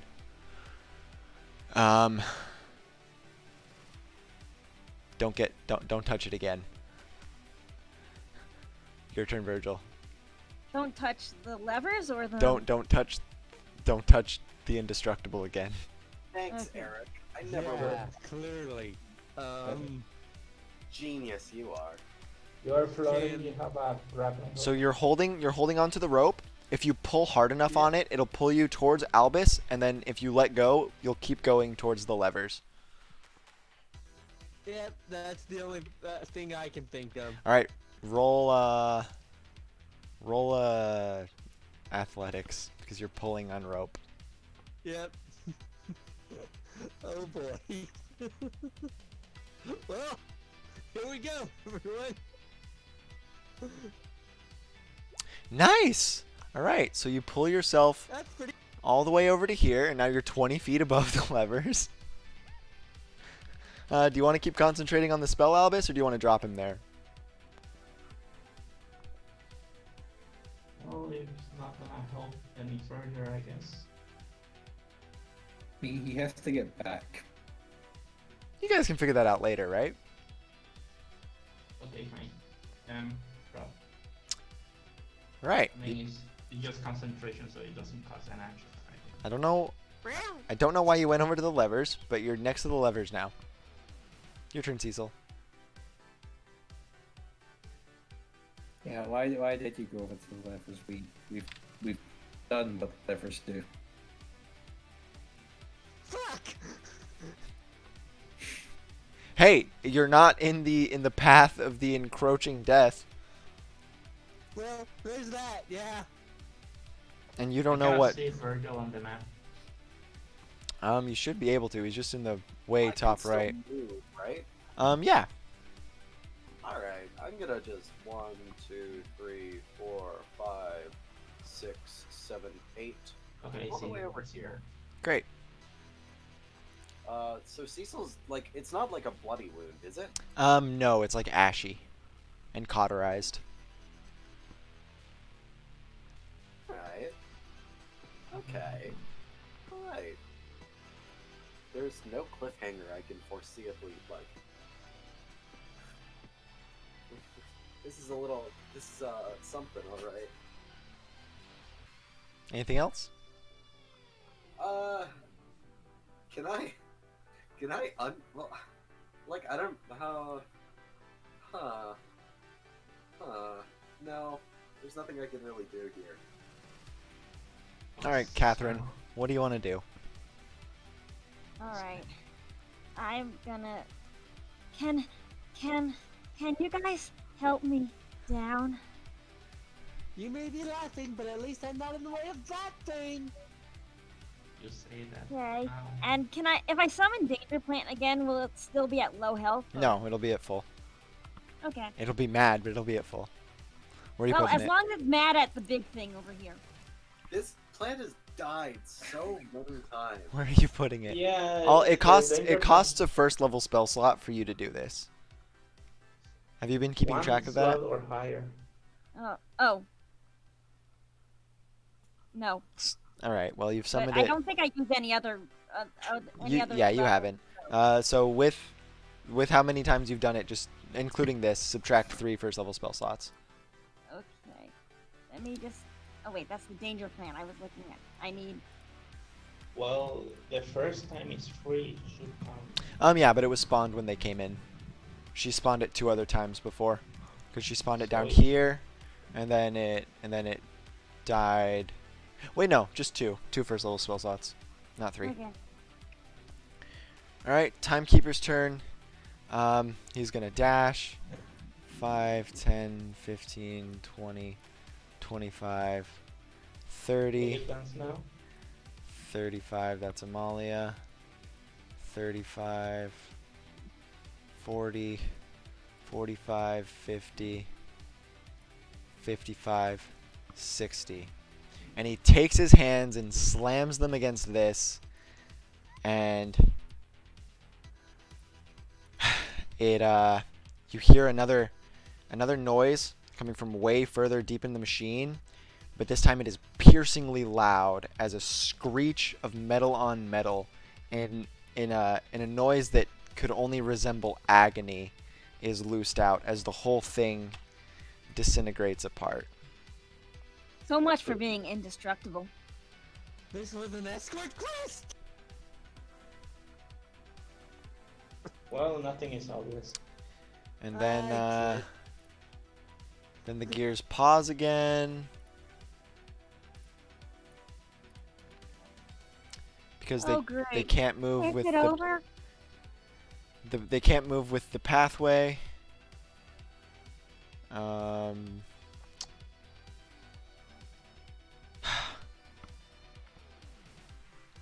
and combat ends. Well, I guess Virgil's stuck up there for the rest of time. Nice She knowing just collapses onto danger plant. Cecil, Not I feeling can so literally well. just fall into the crunch. It'll hurt, but I mean, I'm not stuck here forever. You have rope.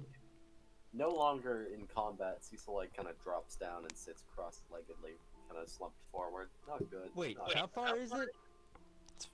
Use a Far ruler. as what? It's 15 feet. I can fucking jump that. You can running jump that. Yeah, Yeah. and you are a You don't have cat, any so space you can to- do it easy. You better not No, fail. no, it's fine. I have a whole 5 feet.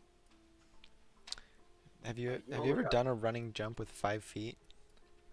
I've barely done a run. Yeah, but he's a cat. He's a cat boy, so All right. cats Yeah, can- no, yeah, are you very can good. definitely check. Go ahead and roll acrobatics. It's worth a shot at least, right?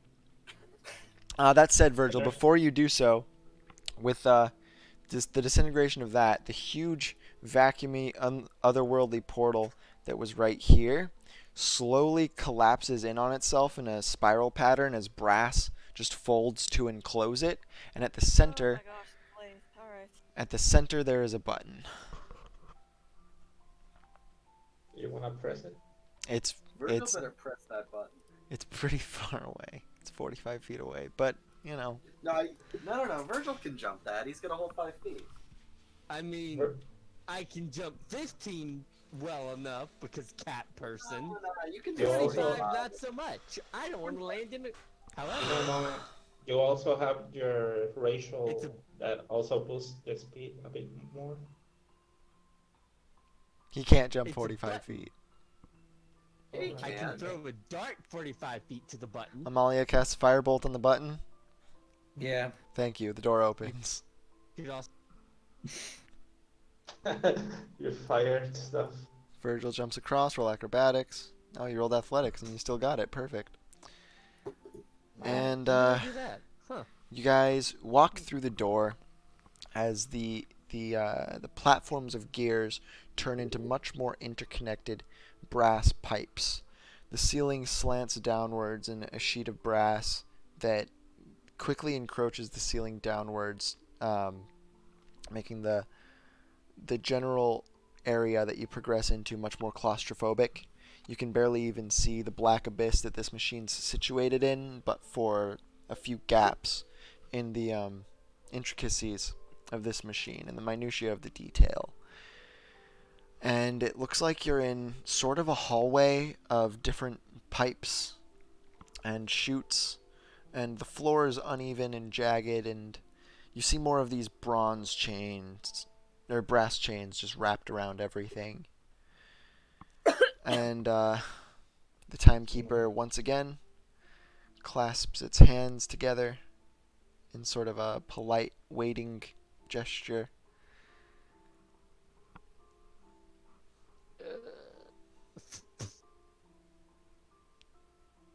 We did it! He did it! You did it, I Thanks, guess. dude. With that Dora the Explorer song, play it. Wake me up when it's over, okay? Hey, wait. If When when your you wise touch right, things, you're they disintegrate, and when that touches things, it disintegrates, why does yours win? It shrugs. Well, I'm not complaining. Because he's the jailer and that thing is the prisoner. It just points to Amalia without looking at her. Okay. And I'm getting the feeling that if we break any more of those brass chains, that's going to be an issue. The danger plant it's got its arms, just not arms, but like these facsimile of arms made by conglomerates of vines just folded indignantly. It's refusing to look at any of you. Can I pet the danger plant? It shouldn't have any beef with me. Well, Kvi is collapsed on top of it, so it can't look at her. Yeah, scratching its bark seems to be Nice. the equivalent of petting it. Nice.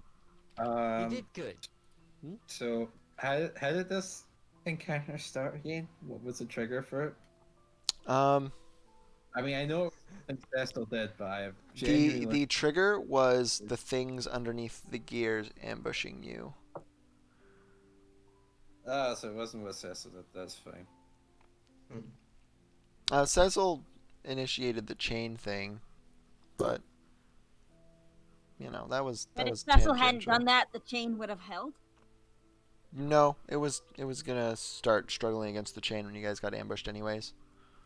Alright. But hey, speaking of which, I don't know about you, but that ambush would have gone a whole lot worse if Cecil wasn't. Cecil fucking Cecil fucked. annihilated those things. He was basically just Cecil fucked. running around with Death in the West like a shepherd's crook, just wrapping around things' necks and throwing them off. Yeah, good job. Amalia barely even got to do anything. While you were sniping stuff. Sniping levers, yeah. We got a lot of mileage out of the cucumber gun too, and with great. Actually, I'm not going to delete everything on this page because I might reuse some of the gear assets that I drew. It was kind of a pain in the ass doing all of this by hand. So, It also helped that I had rope. Oh yes. Yeah. Apart from Amalia's fucking hyper dispensable rope, I guess the session's over, or are you guys gonna keep doing stuff? Amalia's gonna call Virgil over to look at the two wounded people. Yeah, wounds should probably be looked at. So essentially, what these look like is a combination of conflagration wounds and necrosis. So it's like a weird like necrotic burning. Interesting. Luckily, necrosis be gone. I just assume a healer's kit just has everything in it. You take out some necrosis be gone with some icy hot for the burn. And you just oh nice, yeah, 20. You drop them both into the candy making funnel of your Emolite contraption, and it fuses them into this melty looking blue Jolly Rancher colored stuff. It feels so good. Yeah. It feels so good. Ah, that's better. It feels like putting an ice pack against your forehead, like after sprinting around in 90 degrees. So are the lasting wounds Um, lasting or not? so they will continue to last until the end of 8 hours. You guys can't really do anything crazy. And if we wake up, they're still. No, damage doesn't persist. Like when you guys leave Eden, it's you function Okay. from a long rest. So All right, that feels slightly better. Although I wouldn't want to do science in this condition. Well, I'm proud of you. The really You important did good. science. You're a good Well- plant. Who's gonna get the best fertilizer when we get back home, huh? the Yes, you. danger plant just like shoots a walnut out of one of its arms that hits you in the forehead. Yes, such a good little plant. Well, So confused the plant will be. Oh, a walnut, thanks. Do you have anything to crack it open with? It smacks you in the side of the head with a vine. Okay, I'll crack it open myself. Anyone want a walnut? so Amalia is gonna look at. Anyone want a peanut?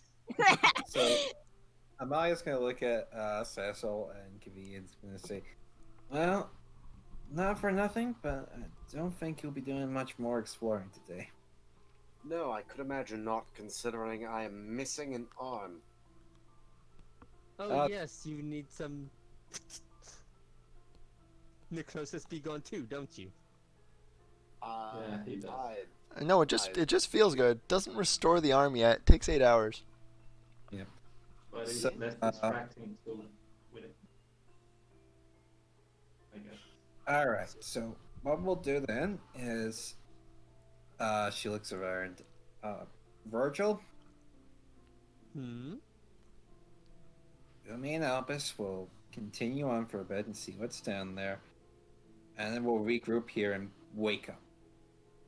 Don't split the Probably a party. good idea.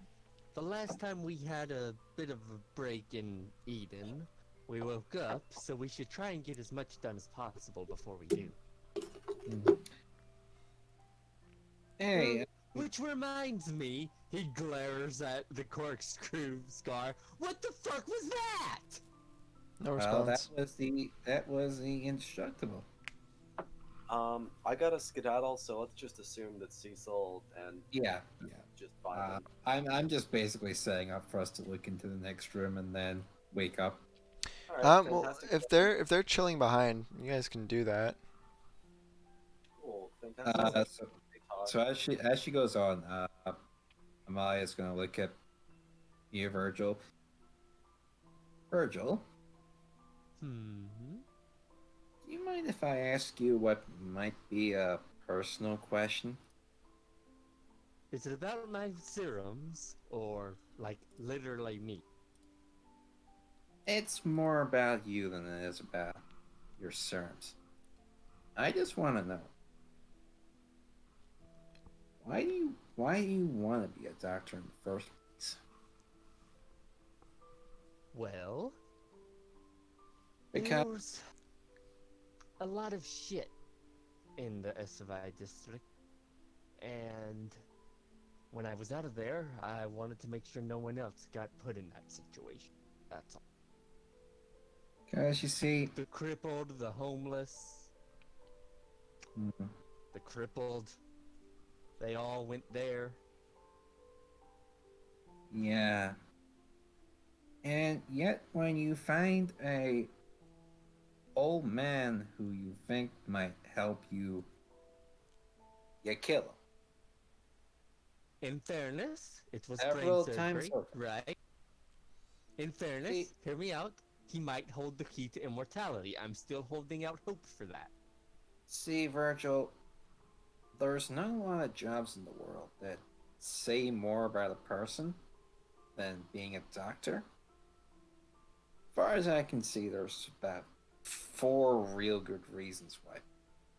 Just as a generalization. I don't see you as the kind of person that's got a little sister or a little brother somewhere in a hospital bed waiting for a big brother to find a cure for their illness. I don't think you're in it for don't think you're in it for the wealth. And you don't seem to be in it for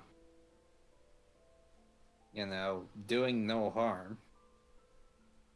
Oh, definitely not. Definitely. I mean, certainly, I understand. I understand what you're saying. It makes perfect sense. Perfect sense. You see, the thing is, the thing is, I'm, I like. Believe it or not, I know it's hard to believe. I know it's hard to believe. It's very hard to believe. You're not gonna believe, but I do actually like helping people. Do you? Yes.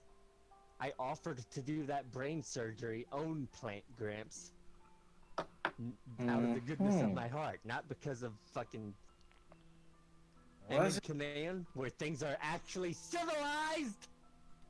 Oh, it's good to help them. Yeah. Though, admittedly, I'm not, I'm not helping everyone that's downtrodden, and if someone else may, further the road along for the rest of humanity compared to Hobo Joe, if Hobo Joe doesn't need his kidneys while big corporation Steve does, I'm taking some kidneys from the hobo. Yeah. That's why I was thinking about option number 4 for you. You're not a doctor because you want to help people. You're not a doctor for fame, and you're not a doctor because you got family. You're a doctor to prove how smart you are in comparison to everyone else. I'm sorry, you cut out. What was that? You're a doctor to prove how smart you are in comparison to everyone else. I think he's a doctor for the sheer curiosity of I think that he follows the scientific method, no matter what gets in his way. yeah, hypothesizing everything. And he just rationalizes that as wanting to help people. You could say that. An insatiable hunger for curiosity is often depicted as wanting to prove you're the smartest in the room, I suppose. Or not. Mm-hmm. I think you also want to see what makes things tick. You want to learn the immortality thing, right? Thank you, Albus. So, I got another question for you. Yes? What do you do if, after all this research, no one ever uses it? Well, I'll be using it, so. Will you? Yeah. There's people all over the place that fucking. There's never an end point to science, is the thing. There's never really an end point. There's never a stopping goal. Yeah, there sure is. When you're dead. That actually it makes work. Which is why Abraxi may be giving us immortality. But when you're dead. What? Because, see, here's the thing I want you to try and understand. What if no one uses your research because the methods you use to get it make everyone think you're a horrible person? No one cares about methods when it comes to science.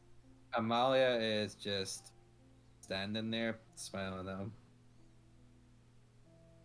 I'm inclined to entertain. Agree with Virgil.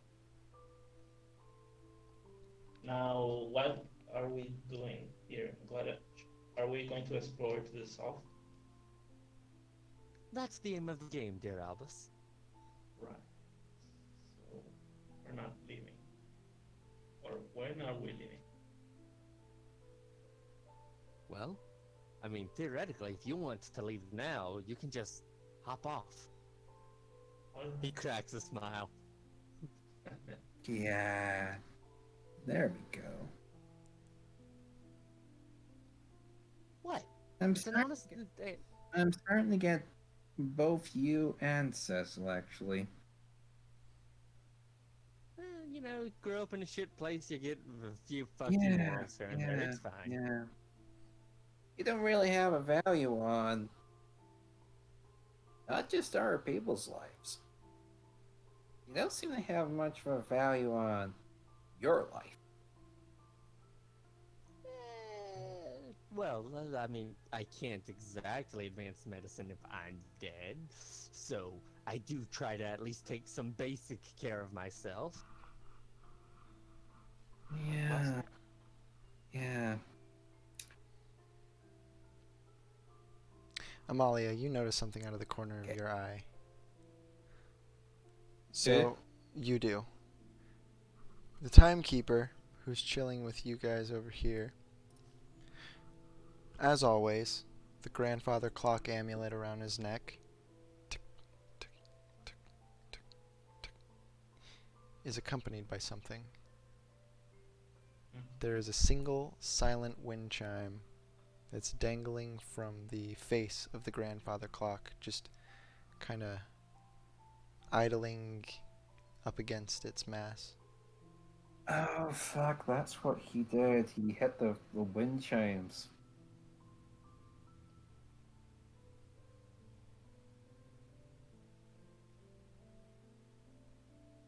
Amaya's gonna put a pin in that. It nods its head and jabs a thumb down the corridor through the door. Right, we should probably get going now that we've all had such a heart-to-heart. Hmm. You know, just because you probably have about half a dozen of them in your bag, you should probably put one of them to use sometime. Well, I mean, we'll see what happens if the next person needs heart transplant. Yeah, not what I meant. And she's just gonna start walking down the corridor. Alright, that's a good closing note. Bye, everybody!